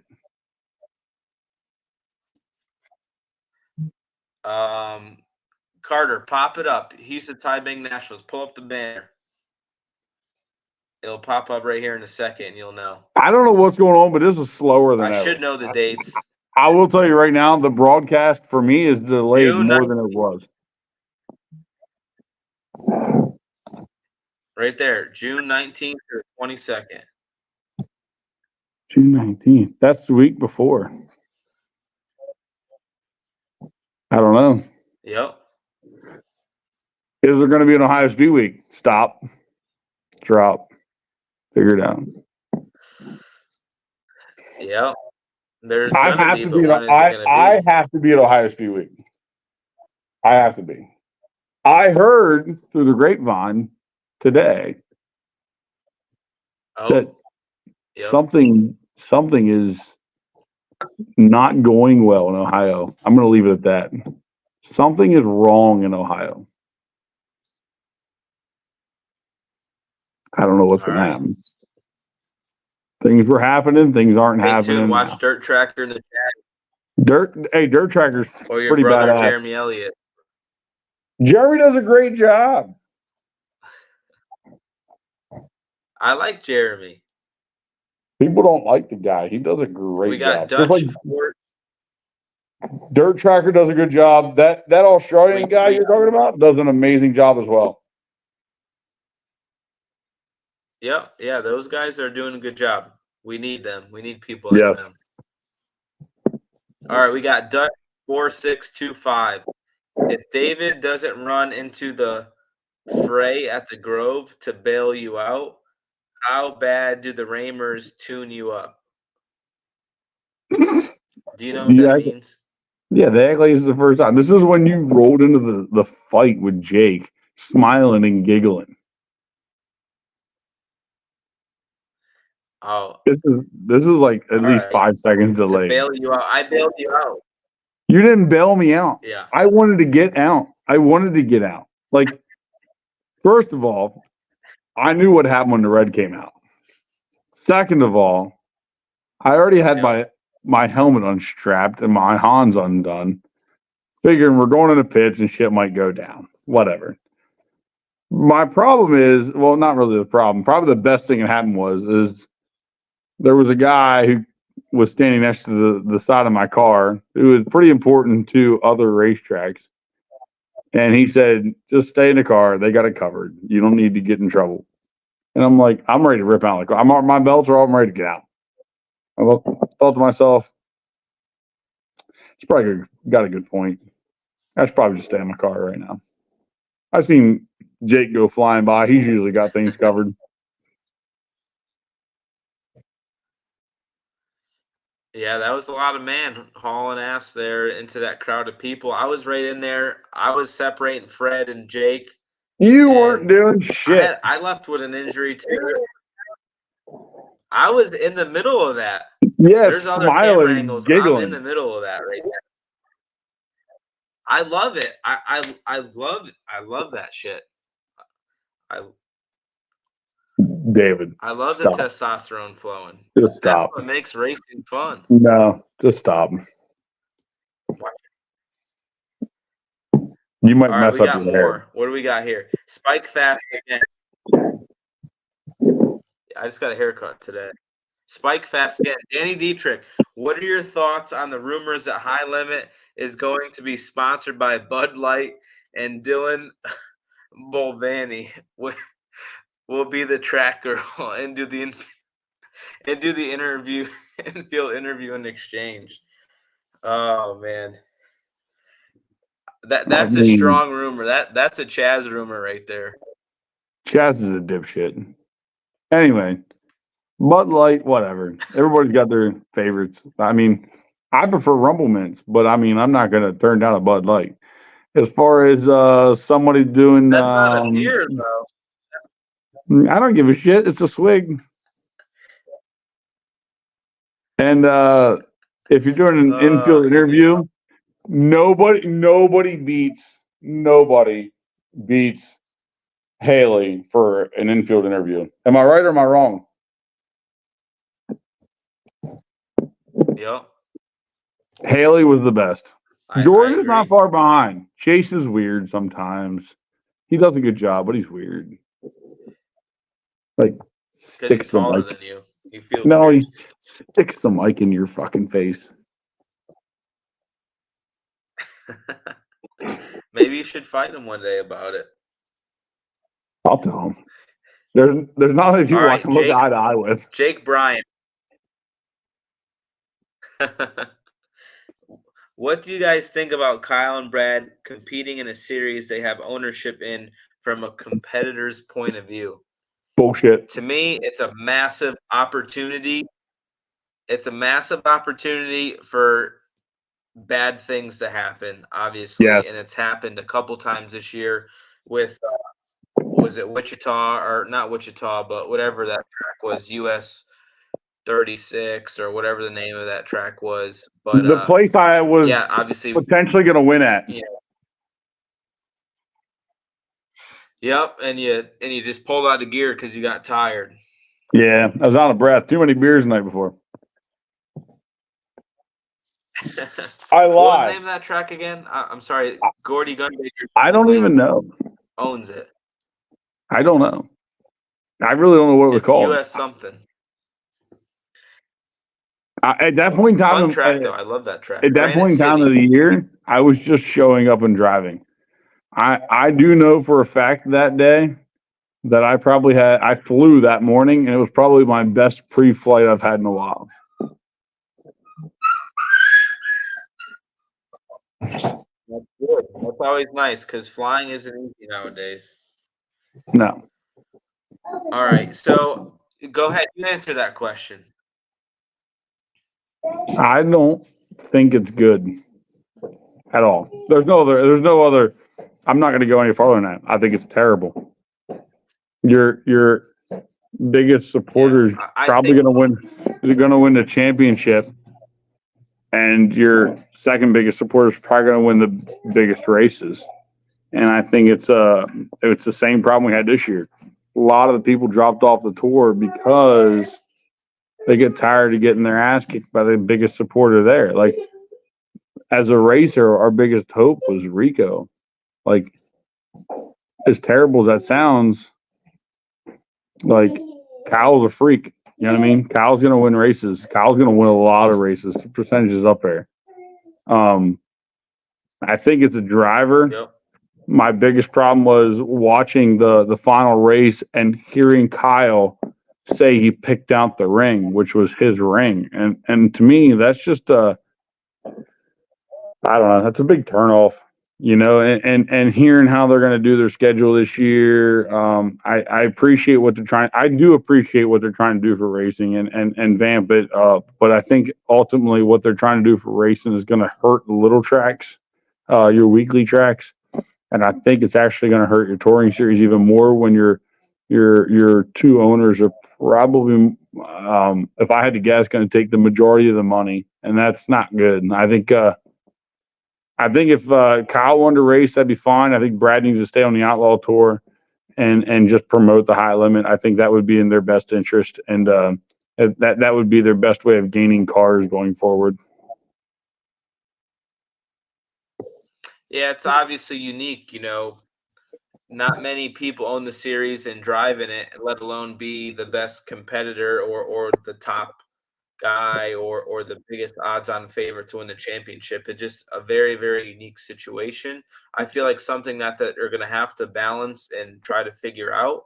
But, you know, we'll see how it all transpires. But I love Brad. I love Kyle. I know what they're trying to do and up, you know, make this sprint car racing deal better and raise the purses and try to grow it to the next wave. You know, maybe we can be a NASCAR, IndyCar or something one day, but it's going to be interesting. They're going to have to battle that all year long. And if Brad Sweet wins the championship and Kyle Larson wins the midweek thing, I don't know if that's real motivating for other people to join the series. David, it's one of them deals where, like, you know, Brad's five-time. It's one of them deals where, like, this past year, you've seen it happen. When they got the PA, everybody dropped off. You know what I mean? At the end of the year, what did they have? They had, what, 2-3 people? What did they have? Kyle and Rico and maybe Dusty Zomer. And I would say if there was a fourth car, it was the chicken car, Chase Randall. I don't think there's there's nobody else that followed the whole thing through every single show. And I think viewers got to realize, like, I think that's what's going to happen. I think I think the point fund sounds great, but it's kind of reassurance for Brad. I like Brad. Brad's doing good things for the sport, trying to do this. But I don't think what they're doing is going to be good unless they can do more for the field, not just for the win. Does that make sense? Yeah, yeah. I think they're going to learn a lot. They're going to learn a lot this year and probably get a lot of feedback. Obviously, being really connected with Flo, they'll get a lot of feedback from Flo. But it'll be interesting to see. Kyle, he just wants to race. He wants to race for the biggest money, and that's it. And Brad's more the business guy. He's the more of the brain behind the, I guess, the goals and the outlook of High Limit. And I know Brad wants to race for a little while longer, and maybe he'll builds this thing up and he stops racing and he just runs the High Limit series, as far as being the CEO or the race director or whatever that is. So I don't knock him for trying, and I think that we all learn, no matter what age we are, we learn something new every year. And they're taking on a big task this year, and they're going to learn a lot from it. And it might be all good or it might be all bad. Who knows? But it's created a lot of buzz in our sport, a lot of talking. It's made the Outlaws, bump up their weekly purse, loosen a little bit of let's talk about the restrictions, Outlaws. give the team some more. I mean, like, think about what they're doing for you guys. Yeah. Like, I feel like underneath of, I know we're delayed, but like, I feel like underneath of what all the High Limit talk, like, we should be talking about the Outlaws. Like, they're doing, but like, forget it, they're unfazed by High Limit. They are listening. They're going to the driver meeting or the owner meetings, and they're listening to the owners. They're giving back in a sense where the owners shouldn't hardly be complaining at all. They're doing what they're being asked to do, from what I'm understanding, and I think they should be praised by that. I think everybody wants to give all this high praise to the High Limits for paying all this money, whether it's midweek or weekend shows. I think the weekend shows you're going to see are just the same weekend shows they've had before with the All Stars. Other than going west, but the little behind the scenes thing with the Outlaws, with their tow money, with upping from 5th to 24th in point. In purse money, and just taking care of the drivers. They should be getting the praise. Brian. I'm not a big. I'll tell anybody, I'm not a big Brian Carter fan. I'm not a World Racing Group fan, but I do appreciate what they do for me. And honestly, what they're doing right now this year has made me more of a fan of them. They're stepping up. They're doing what they need to do. They're doing what they should do because of broadcasting, and it definitely gains a lot of respect on my end for them, kind of stepping up. And I don't think they would do that. I'm sorry. I think they would do that regardless whether there was High Limits or not. I think it's come a point in time where everything's been the same for so long that they would do it because the inflation of everything.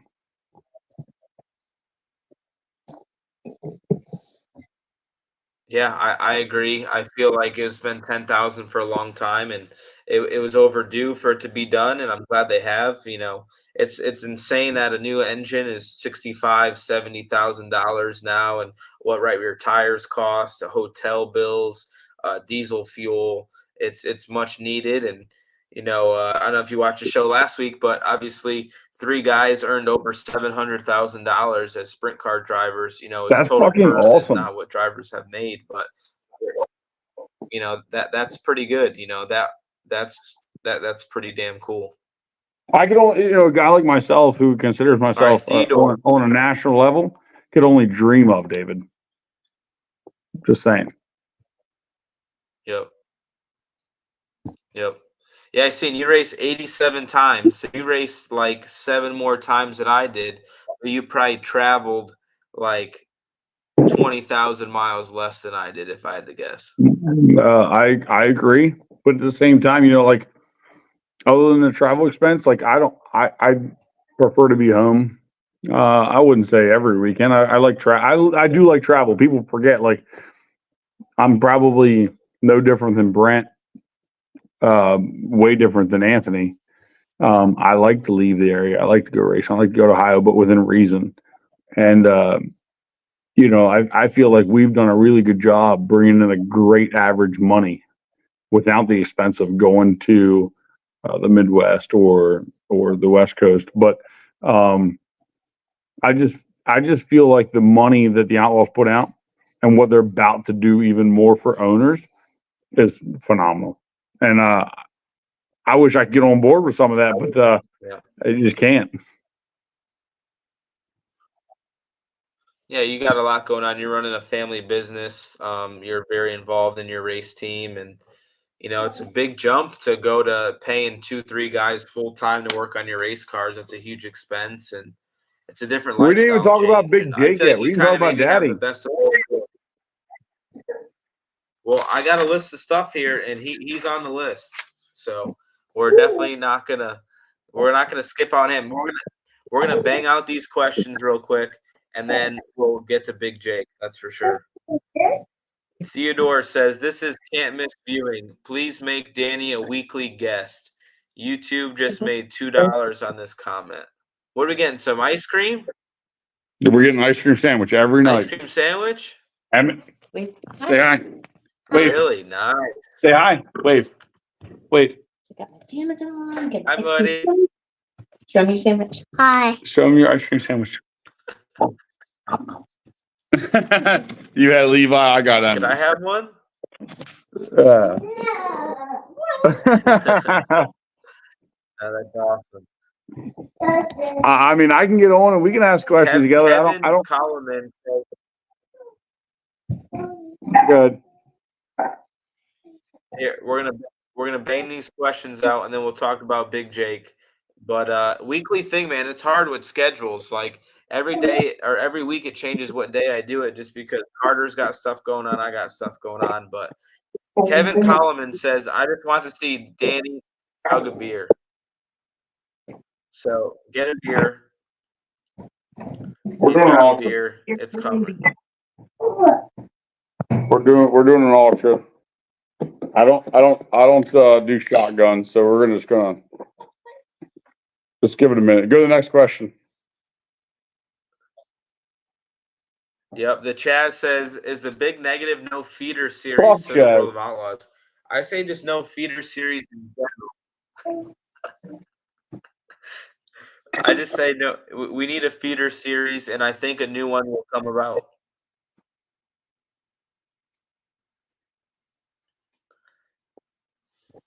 Chug, chug, chug, chug, chug, chug, chug, chug, chug. Oh, that's easy. That was no problem. Easy. Lots of practice. Not really. Danny, rank your top 5 current drivers. David went Kyle himself, Sweet, Macedo, and Logan. Who's your Logan's top not there. 5 current drivers? I'm gonna exclude. We're going dirt track racers. I'm not doing Kyle. He's a freaking nature. I'm not doing Kyle. I will. Boy, that's a tough one. I will do. Not because I'm on a show. David, Brad. Actually, stop. I'm gonna stop. I'm gonna redo this. I'm gonna go Rico, David, Brad. Man, that's a tough one after that. Carson. I don't like how Carson races, but I do think he's very talented and very, very good driver. Man, the 5th spot's up for grabs without having Kyle in there. If I had to do anything, I'd probably put Kyle 5th if he was in there. Otherwise, it's a wide open, because I think if you put Kyle on the Outlaw Tour, I don't think you see the same Kyle that you see now. I think everybody has to understand it. When you can pick and choose and be, in a sense, refreshed to go dirt track racing or go racing in general, like, let's face it, I just won this past weekend after a vacation. We always win after a vacation. I told Jake that. Like, we always win. Like, it's easy. When you just show up after not racing, it's easier. So I think I would put, if I had to put Kyle there, I'd put Kyle there. Other than that, man, there's not a fifth place person that sticks out in my mind. Yeah, I feel like Brent is possible. Still Donnie's still winning the Crown Jewel events. Logan, those are three guys that I think of. I mean, Logan won $1 million, but if he didn't win $1 million, what did he do this year? If Donnie didn't win, what the hell did Donnie win? The King, Knoxville Nationals, right? Tell Donnie win. Kings Royal. Kings Royal. Yeah. So like Donnie's great, but he struggles too much this year. Logan did great, won $1 million, struggled too much this year. They're both really inconsistent. I would have to put Brent almost fifth, but if you put Brent back on the Outlaw Tour, like you and Brad, what does he do? You know what I'm saying? Like, Rico kind of ran an absolute brutal gauntlet schedule and was really good. Like, didn't win necessarily the marquees, but it was like top 3 in every single one. Yeah, he had a really, really strong year. Him and Ricky took a big step forward from last year. Felt like they're one of the fastest teams all year long, so they did a great job. Yeah. Jake Bryan says, guys, what is your thoughts on flow and dirt vision hurting track attendance? So a lot of people think a lot of things on this, but I truly believe that streaming helps grow our sport, and I think it helps. I think it helps the attendance, and maybe some events it might hurt if it's a weekly race or something like that. But They're if not you're good watching for on weekly Dirt Vision shows. or Flow, eventually, yeah, you're gonna want to go to the big events. Like, maybe you don't want to spend the extra money to go every week, but you're gonna go to the Knoxville Nationals. You're gonna go to the National Open, the Kings Royal Week, the Million, the Huset's races. You're gonna go to the big events. So I think it helps the big events, but again, I'm not a weekly racer, so Danny would maybe know more about that. I think they need to have some sort of a mileage or radius where it's blacked out like it used to be. Like the Dirt Vision used to have a blacked out radius for a ways. I think that they got to get back to that. They definitely need to get back to that in some sort of way, whether it's Dirt Vision or Flow. Like, I love to sit on my chair and watch Houston on a Sunday night. Love it. But I'm 2,000 miles away. That's different. Yeah, it's different. I'm 2,000 miles away. Yeah. Someone who's in Sioux Falls, they shouldn't be able to watch it on TV. They need to get to the racetrack. The tracks need that general admission money. I just, for tracks to survive nowadays with taxes and insurance, they need everybody in the area to go. Just look at the Indy 500. I mean, you're blacked out in Indiana. If you're an Indiana resident, you can't watch the race on TV. So that just shows you how important. That's the most popular race in the world, I feel. So I think there's something there for blacking out a mile radius for sure. Yeah, I agree. It's very good dark here. Keep going. Yeah, you're good. Sir Pig says, why do you guys think people want the Outlaws to fail? I've seen this more the last couple of years since High Limit started. I think that, the High Limit thing is something new and exciting. It's like the new girlfriend. And it's one of those things. It's Kyle Larson pushing it and Flow Racing, and there's a lot of momentum behind it. So I think people cheer for things that are new. There's some people that hate the Outlaws, and there's some people that love the Outlaws. But at the end of the day, the Outlaws has been the flagship of sprint car racing for a long time. And I know they're not going anywhere for a long time as well. So, you're not going to beat the Outlaws. It's just that simple. They're here to stay. They're going to be here until they decide to go belly up, and I think what Kyle's doing is great, but like you said, it's like having a new girlfriend. It's great for right now. You're going to the bar and you're having sex and all that happy-go-lucky shit, and then when it runs dry, it's over. If they can't keep going. Yeah, again, very interesting year 2024 is going to be.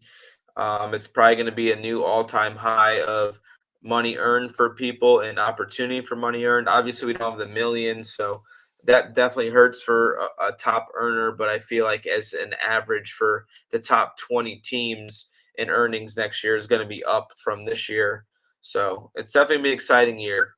Bobby Joe Wren is a bronze member. Appreciate you, Bobby Joe. If you guys become a subscriber or a member on YouTube, you get discounts to the online store, special perks as well, bid emojis, couple other things. So check those out. Spike Fast. Danny, what is your thoughts on the Chaz's new grinder profile? Have pics of him wearing a Danny Dietrich shirt and a hat. Rumors are he can't walk after a week of dating. Probably can't walk. He's got too big of a boner. But I'm not a big fan of the guy. I haven't been. He reaches for entertainment. He reaches for clicks. I'm out. Like, I think my biggest problem is when somebody's talking, he interrupts. Like, we have a delay going on, and we still don't interrupt as much as that guy does. But you don't stir the pot, or you go for the clicks on Twitter on some of the tweets you got?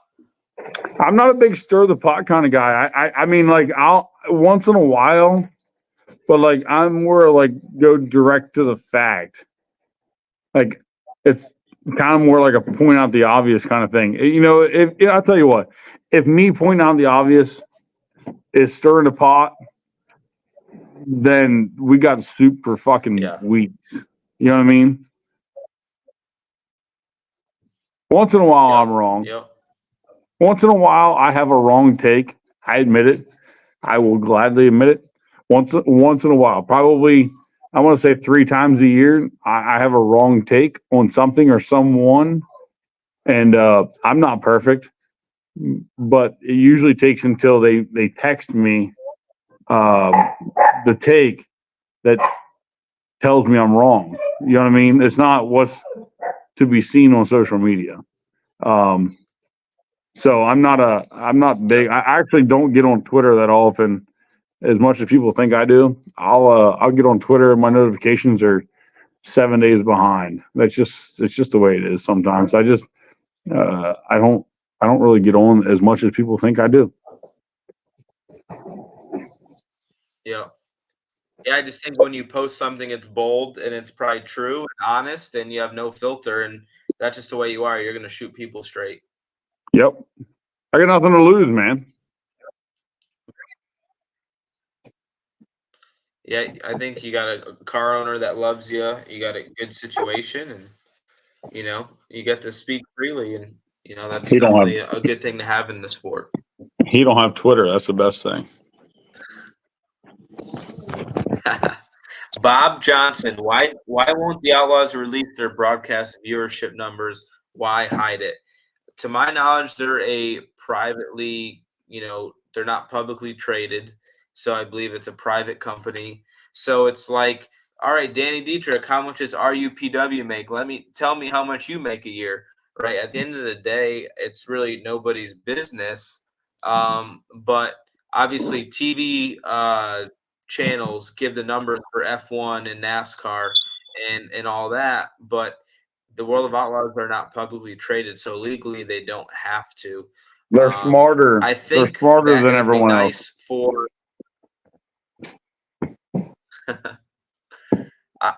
me, for World of Outlaw teams that are trying to run the World of Outlaws, it is helpful to know that stuff to try to get sponsorship. But maybe you sign an NDA that you can't tell people what those numbers are.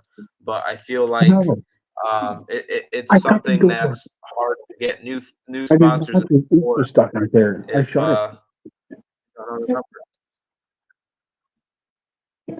Apparently, I opened the door to Danny go Dietrich. outside, and I left one of our cats outside.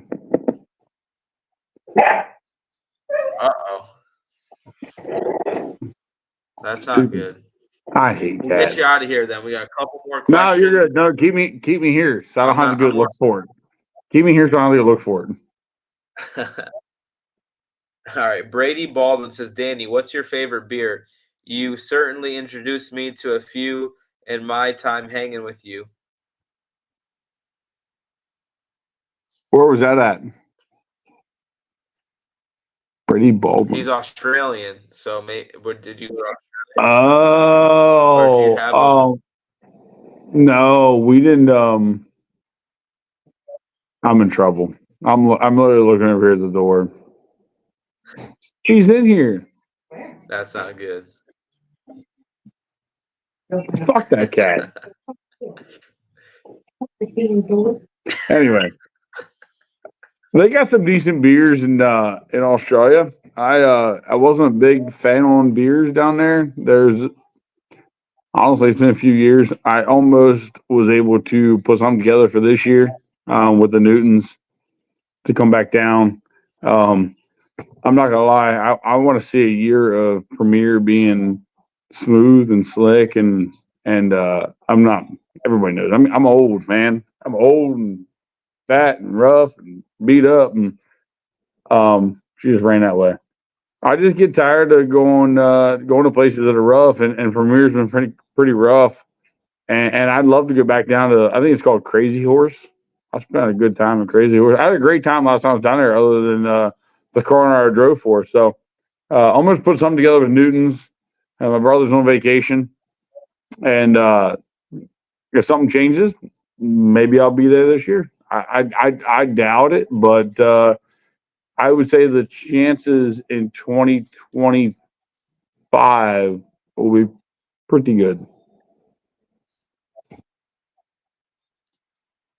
Australia is a fun place, man. The fans are awesome. They accept you.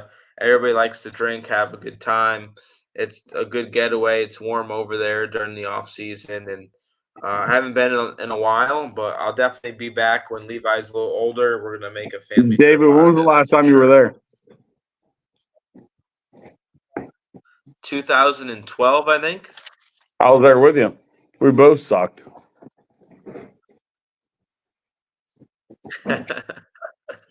I never made the classic. Never made the A main. Neither did I. All right, Tim M. This is a great comment from Tim M. New respect for DD. Thought you were a prick. Okay. David appreciates that $5. I'm about as real as it gets, bud. I don't know what do you want from me? Like, I'll buy you a beer next time we're at the bar.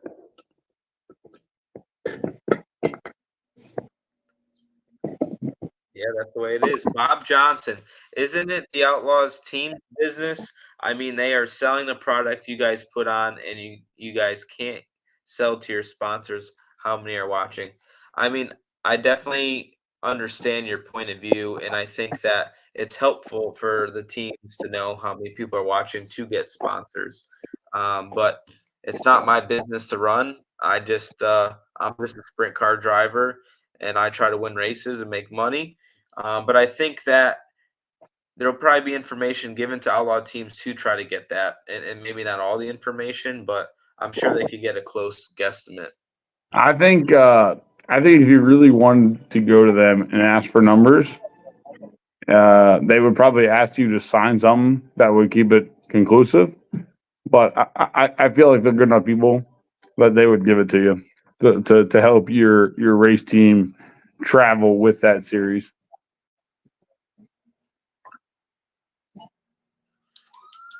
Yeah, I agree. I agree. Oh, Is somebody's that getting live pulled PD? over. Is that live PD? Tell me that's live PD. No, that's live. That's live West Palm Beach PD right there. Hold on a minute. I gotta let this cat in. And I'll a be good back. I can hear microphone. you. Jake I can hear you. I'll be right back. Okay. All right. So Jake Bryan, good friend of mine. FireTechResponse.com. Check him out. But will Ford and Toyota Motors be something you see more as the time goes on? This is where I think our I sport win. could hopefully go That's to the in. next level with manufacturers getting. I think manufacturers getting involved in the sport is going to help elevate us. Toyota's taken a big leap. Obviously, their engine's pretty good here as of late. And they're sponsoring the Outlaws, sponsoring the Midget Series. They dominate the Midget Series in the engine department. I feel like that maybe Chevy is going to possibly step up here one day. But yeah, Zeb Wise is going to be full-time Ford engines next year. Toyota is probably going to continue to grow in the sport as well. So I want to see more of it. Maybe Danny doesn't because it might cost more for an engine. But I think if we get a little bit of a little war here, I think it's going to be good for our sport. I think it's gonna be terrible. I think it's gonna be terrible. There's a lot more behind somebody like Toyota, and if they can figure it out, we're all going to be screwed in the sense where if we're not on board, if we're not part of TRD, it's kind of be like the midget. If anybody pays attention to midgets, which I'm kind of missing out right now, like the Hangtown 100, I think started tonight. I know it did. There's a long laundry list of things that are positive for Toyota, which makes you want to be James McFadden or Buddy Kofoid. She's in. Anyway, so I think Ford's thing isn't as big of a thing, big of a deal as Toyota. I think Toyota has way more behind it. So I'm not really sure. The rules package outlawed Chevy or Brodex from doing what they wanted to do years ago. David, you know what I'm talking about? Brodex got shut down for trying to do I want to call it symmetrical cylinder, whatever you want to call it, where all the intakes and exhausts are on the same side. I think it's bullshit. They shut it down 10 years ago, 15, 20 years ago, and they're going to open it up now because Ford gets involved. They should have never shut it down. They should have allowed it. It still would have been a Chevy. It would have been Chevy then, Chevy now. Ford wouldn't even be involved. Ford came involved because they felt they could show up, have a symmetrical cylinders, and they did. And I think Toyota's going to be in the same way. And I think it's kind of bullshit on the Chevy, on the Brodex aspect, not necessarily Chevy. What we do isn't really Chevy or GM anymore. I think it's bullshit on the Brodex side of it. And quite honestly, if I was Brodex, I'm not a big guy on suing or getting the lawsuits, but I would probably sue World Racing Group if I was Brodex. I would be that pissed off, to be honest with you. Well, they made that BD head. I remember Sheldon had a BD head, and that was equally spaced exhaust ports. But I know it wasn't any good, really. It would be way better if they would have allowed it. You wouldn't be blowing head gaskets. You wouldn't deal with two exhaust valves next to each other. You know what I'm saying? Like the BD deal, the BD 2000, whatever it would have been. If you would have let them work on it, I would bet that All Pro Bob would not build the heads you got. You'd have a BD 2000, a BD style head from All Pro. I just feel like it's a bad can of worms to open. Well, the LS motor, which is a Chevy, from my understanding, is kind of a copy off of a Ford engine, a pushrod Ford engine. And, the LS engine is probably the most popular V8 in America for the aftermarket and swap it in vehicles and stuff like that. So Making it's power. really honestly surprising that the LS motor hasn't been, anything in sprint car racing, to be honest with you. That's because it was illegal. Ford Valve deemed it illegal.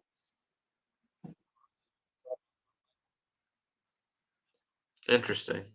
I think that's going to change over time. I truly think that because technology changes. There's so much out there nowadays. I don't think they'll It's allow an over. overhead cam engine because you can't fit it in between the down anyways. But The Bird X is going to be allowed, from what I know. From what I gathered, Bird X is now allowed to remake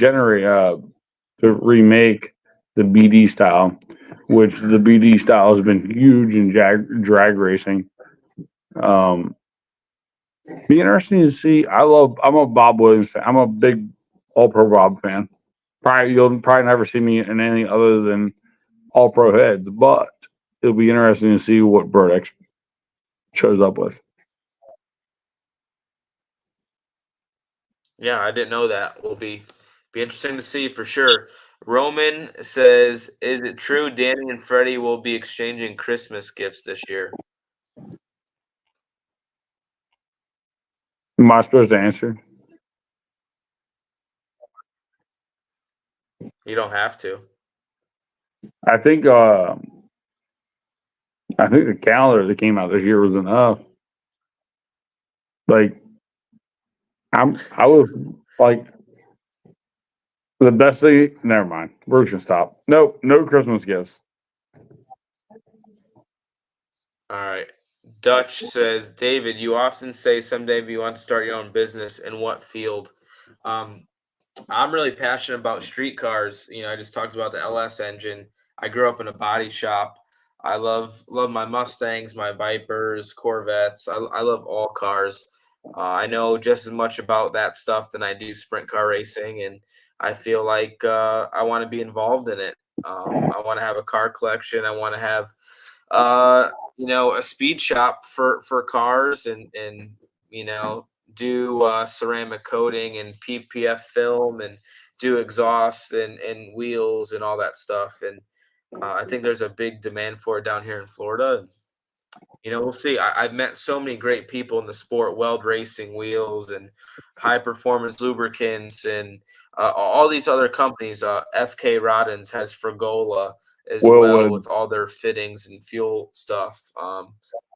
Willwood, yep. I got Willwood brakes on my F-150, my two Mustangs. There's all these people you've met through sprint car racing that offer street stuff as well. Motor State, know that family really well. They offer freaking everything. Literally their whole catalog, covers everything. So that's kind of what I would like to do. We'll see if it happens, Yeah, for the night.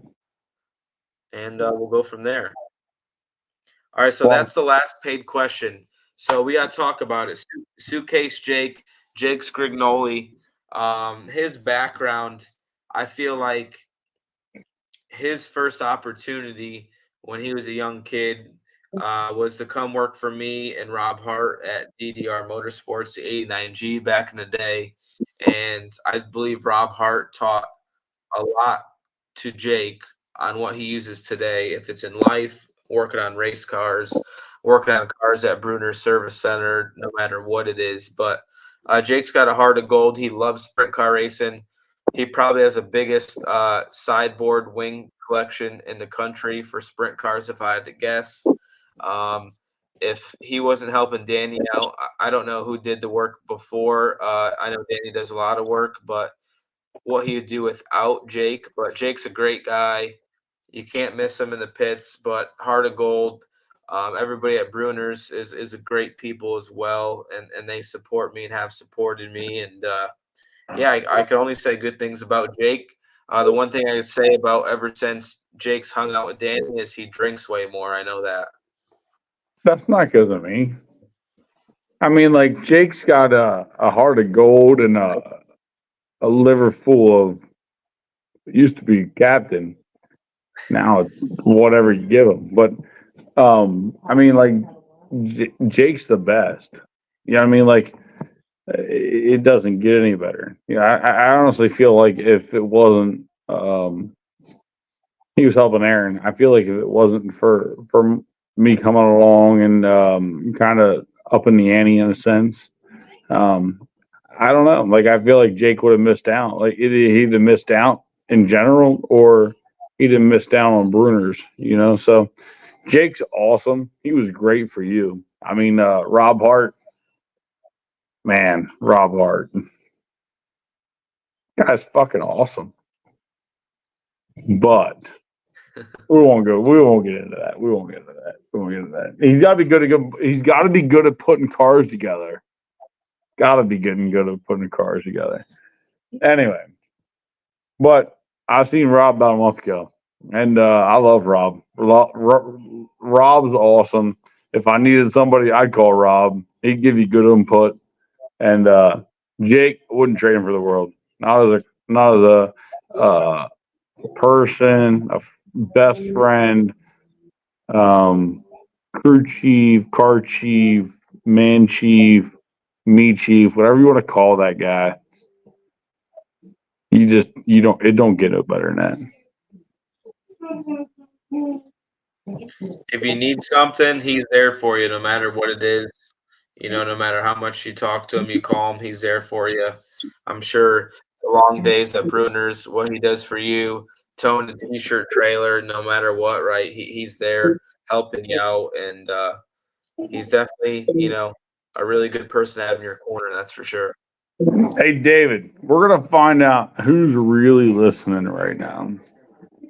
We're going to find out. And I literally, as I ask this question, I'm trying to figure out what am I going to ask you? You know what I mean? Like you should be a little scared right now. So if I sit here for a second and I think about this, I sit here about David Gravel, Waterford, Connecticut, who is really good in a race car, sucks at fantasy football, can't drink 3 cranberry vodkas in one sitting and be okay, but is really good with Jill and Levi. My question to you would be, just give me a second here. It's got to come down to something really good. And you know what? If I can't ask a really good question, I shouldn't probably ask a question at all. I got a question for you. So if you were, obviously you're not leaving Todd and all them, but if you were going to leave and you were going to go outlaw racing, but you were going to go outlaw racing with a different owner and a different crew chief, who would it be? I'm putting you on the spot. I'm legit putting you on the spot. Would you own your own race team? Man, that's something I've always contemplated. You obviously respect what Brian Brown's doing. I know he's making a great living. He's sells himself well, has a lot of sponsorship, and is probably don't beat around the bush. More well off Don't than any beat of around us the bush. Nobody wants to be Brian Brown. No, nobody wants to be mediocre because your sponsors want you to look clean.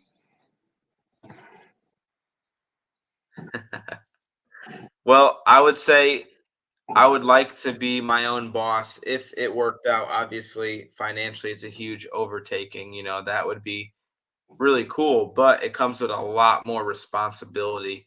I feel like where I live, being a family guy now, that it probably doesn't work for me. I definitely probably will drive for somebody for the rest of my career. Hopefully Todd for the rest of my career. But I guess if I were to do something different ever, maybe it would be drive for myself. And then, the dream is, right, you always want to race like man, what would it be like if I drove for Carl Kinzer? You know what I mean? Like, how good would that be? Like, could you get that guy out of retirement and race for Carl Kinzer? And I feel like of the next generation, it's Ricky Warner, right? Like he's Rico's the that luckiest the guy next right now in guy sprint that car had, racing. yeah, yeah. Like, to me, right, who's going to be the next Ricky Warner? Like right now, Cody Jacobs was a rookie on the World of Outlaw Tour, and he got he got crew chief of the year the first year with the World of Outlaw Tour. We've won a lot of races, been career highs in the points every year. So maybe Cody Jacobs is the next Ricky Warner of the generation. I feel like he's grown a lot as a crew chief this year in comparison to the 2 previous years. So, to answer your question just for fun, obviously I'm very happy where I'm at, what I'm doing. But Yeah. if one day or 5 years ago somebody said, hey, I could own my own team and have Ricky Warner as a crew chief, that would be really, really cool. But Ricky's not going to be around much longer in the sport. I feel like he's going to do a couple more years and probably be retired. So I'm really, really fortunate where I'm at. Over the course of my career, I can't say enough about obviously Cody, but Philip Dietz and Tyler Swank. Those 3 guys stick out to me as 3 crew chiefs that were really good for me. I felt like we had a good chemistry and very capable of winning races. So, for people I've worked with, that's my top 3. Sorry, I haven't hurt any feelings of other people I've worked with, but those 3 people mean a lot to my racing career. And Rob Hart was very pivotal to the beginning of my career and teaching me how to do things the right way. And we've won races with Sonny Kratzer and Troy Welty and stuff like that. So, but those 3 were great guys, and can't thank them enough. That's for sure. But Todd gives us all the tools. We don't have to worry about getting a sponsor here or there. He supplies us with everything we need, and Cody works really hard. And I think Cody's only going to get better, and I feel like I'm close to my peak now. So I'm just a lucky guy, dude. I'm really happy. Yeah, I think you are really lucky. Like, I was a big Cody Jacobs fan. And Cody knows I'm not a fan friend. For many, many years, I'm still am, and it's crazy because friends with you, whether it be through Jake, it wasn't even through Jake, just friends with you, and then getting to know Jake made it even more, and then just over the years going to Ohio and racing and Shafe and this and that, and just knowing Cody was pretty monumental to see you guys come together with Todd. I'm not trying to jerk you guys off, but it's kind of fun to watch. Kind of fun to watch 2 friends be partners and win races. But no, I had to ask a question.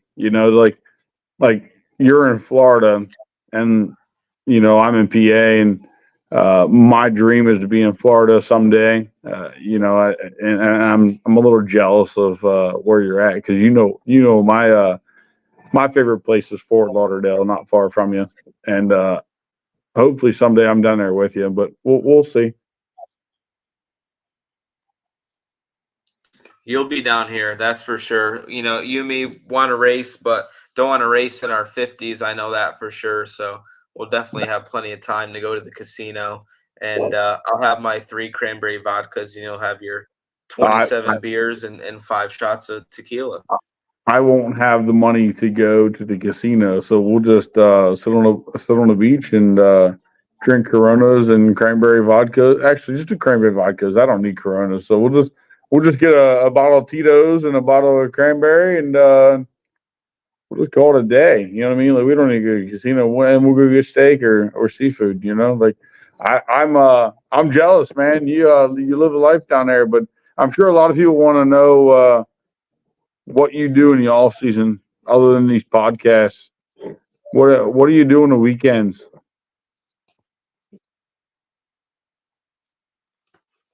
Yeah, just being a homeowner, right? Like, I have 1.25 acres. There's yard work, houses to to handle.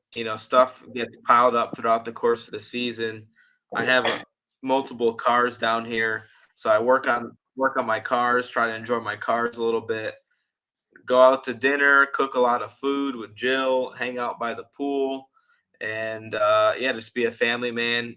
Most of the time, Chili Bowl. I'm going to the PRI show this year, so make sure you guys come see me at the PRI show.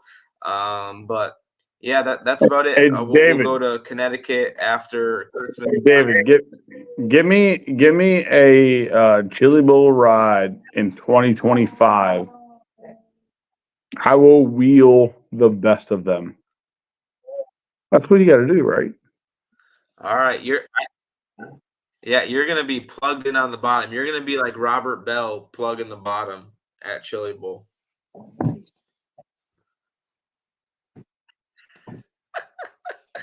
All right, Reed Whitney says slam that beer.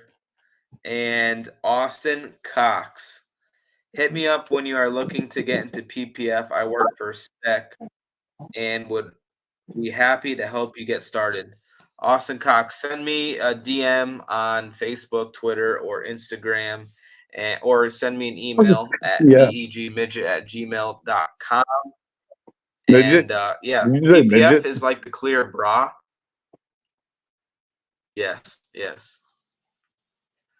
Yep, that's me. But yeah, PPF is the clear bra you put on the front of your car so it doesn't get rock chipped up. A lot of people with new cars or high-end cars almost PPF the whole vehicle, but if not, just the front part of it where you get rock chips, and it helps preserve the car. And that was my AIM screen name, was DEG Midget, because I raced quarter midgets when I was little. So that's where my name comes from. Don't keep a car long enough to get stone chips. You'll be all right. I don't drive them, so how do they get stone chipped? Do they just sit there? Yeah. All Anyway, right, Danny. all right. Well, this is going to be the end of it. I apologize to everybody for our Wi-Fi connection. It's our host and Vegas. Carter's there for the F1 race. We're all He's the host jealous. of this all, so that messes up me and Danny. Yes, we're very jealous. We're not in Las Vegas as well, but I'm in Florida, and Danny's with his family as well, selling parts. But I got to thank you, Danny, for coming on. Appreciate it. Always good. Good friend, always there, bounce some stuff off of, and looking forward to see you at Volusia. And one of these times we'll hang down here in Florida when you fly down for a little vacation. But appreciate you, man. Thanks for having me on. If you ever need me to help interview other people, I'm in. All right, we'll take that into consideration. A couple people said you should be on every week, so who knows? This might grow, and maybe you'll be the co-host. Let me know. I'll help you. Thanks, man. Have a good weekend. I appreciate you. Everybody else, have a good weekend, and we'll talk soon. Awesome. See you, Danny. Carter probably left. All right, guys. So Roman has one more question. Got to get on this BRS dig also. Have you all heard about the up-and-coming kid, Ohio Bryce Lucius? I'm not sure what he's talking about, BRS. But Bryce Lucius, I've heard of him a little bit. Haven't seen him race too much, but I don't know if I have much to say about him, to be honest with you. I've seen him on iRacing, though. I know he's good on iRacing. But I appreciate you guys very much for coming on. We will have a better stream next week as far as the internet connection. Carter will be back home by then, and we'll have our good Wi-Fi. But thank you guys for sticking out. We had pretty good viewership the whole time. Please tell your friends about this. We're keep trying to grow this on Facebook and YouTube. Hopefully we can bring this to new heights. But we got to thank Marlowe's Metal Fabricating, the PRI show, Houston Speedway, Billion Automotive, Jackson Motorplex, Butler Built Seats for keeping me safe, Simpson Racing Products. Hopefully you guys enjoyed the gravel show. I think we're going to be next week, the day before Thanksgiving. So Wednesday night, we'll do the next show, and then we'll enjoy the holidays, and we'll be back the following week. And we'll keep doing these, guys. We're going to have awesome guests every week. people say Jacob Allen. Hopefully we have Sheldon Hanshield. Hopefully we have Brad and Kyle to talk about their side of the story and maybe a little bit their vision. And yeah, we'll keep having fun. Thank you guys very much. We'll see you next week. Appreciate you enjoying the Gravel Show, and we'll talk to you next time.